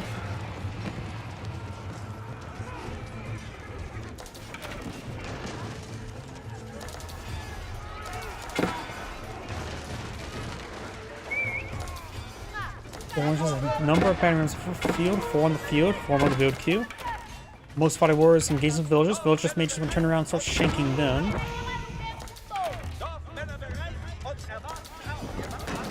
Veterans engages keep, destroys it before it gets completed. That's a big loss.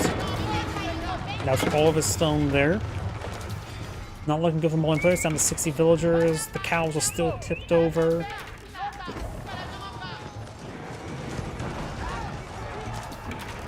Trader, we got traders there. He actually went for self-trade there, but got intercepted. I'm actually even sure without. Oh, there's a market right there. I'm just blind. So yeah, it looks like Orange started sweep the game.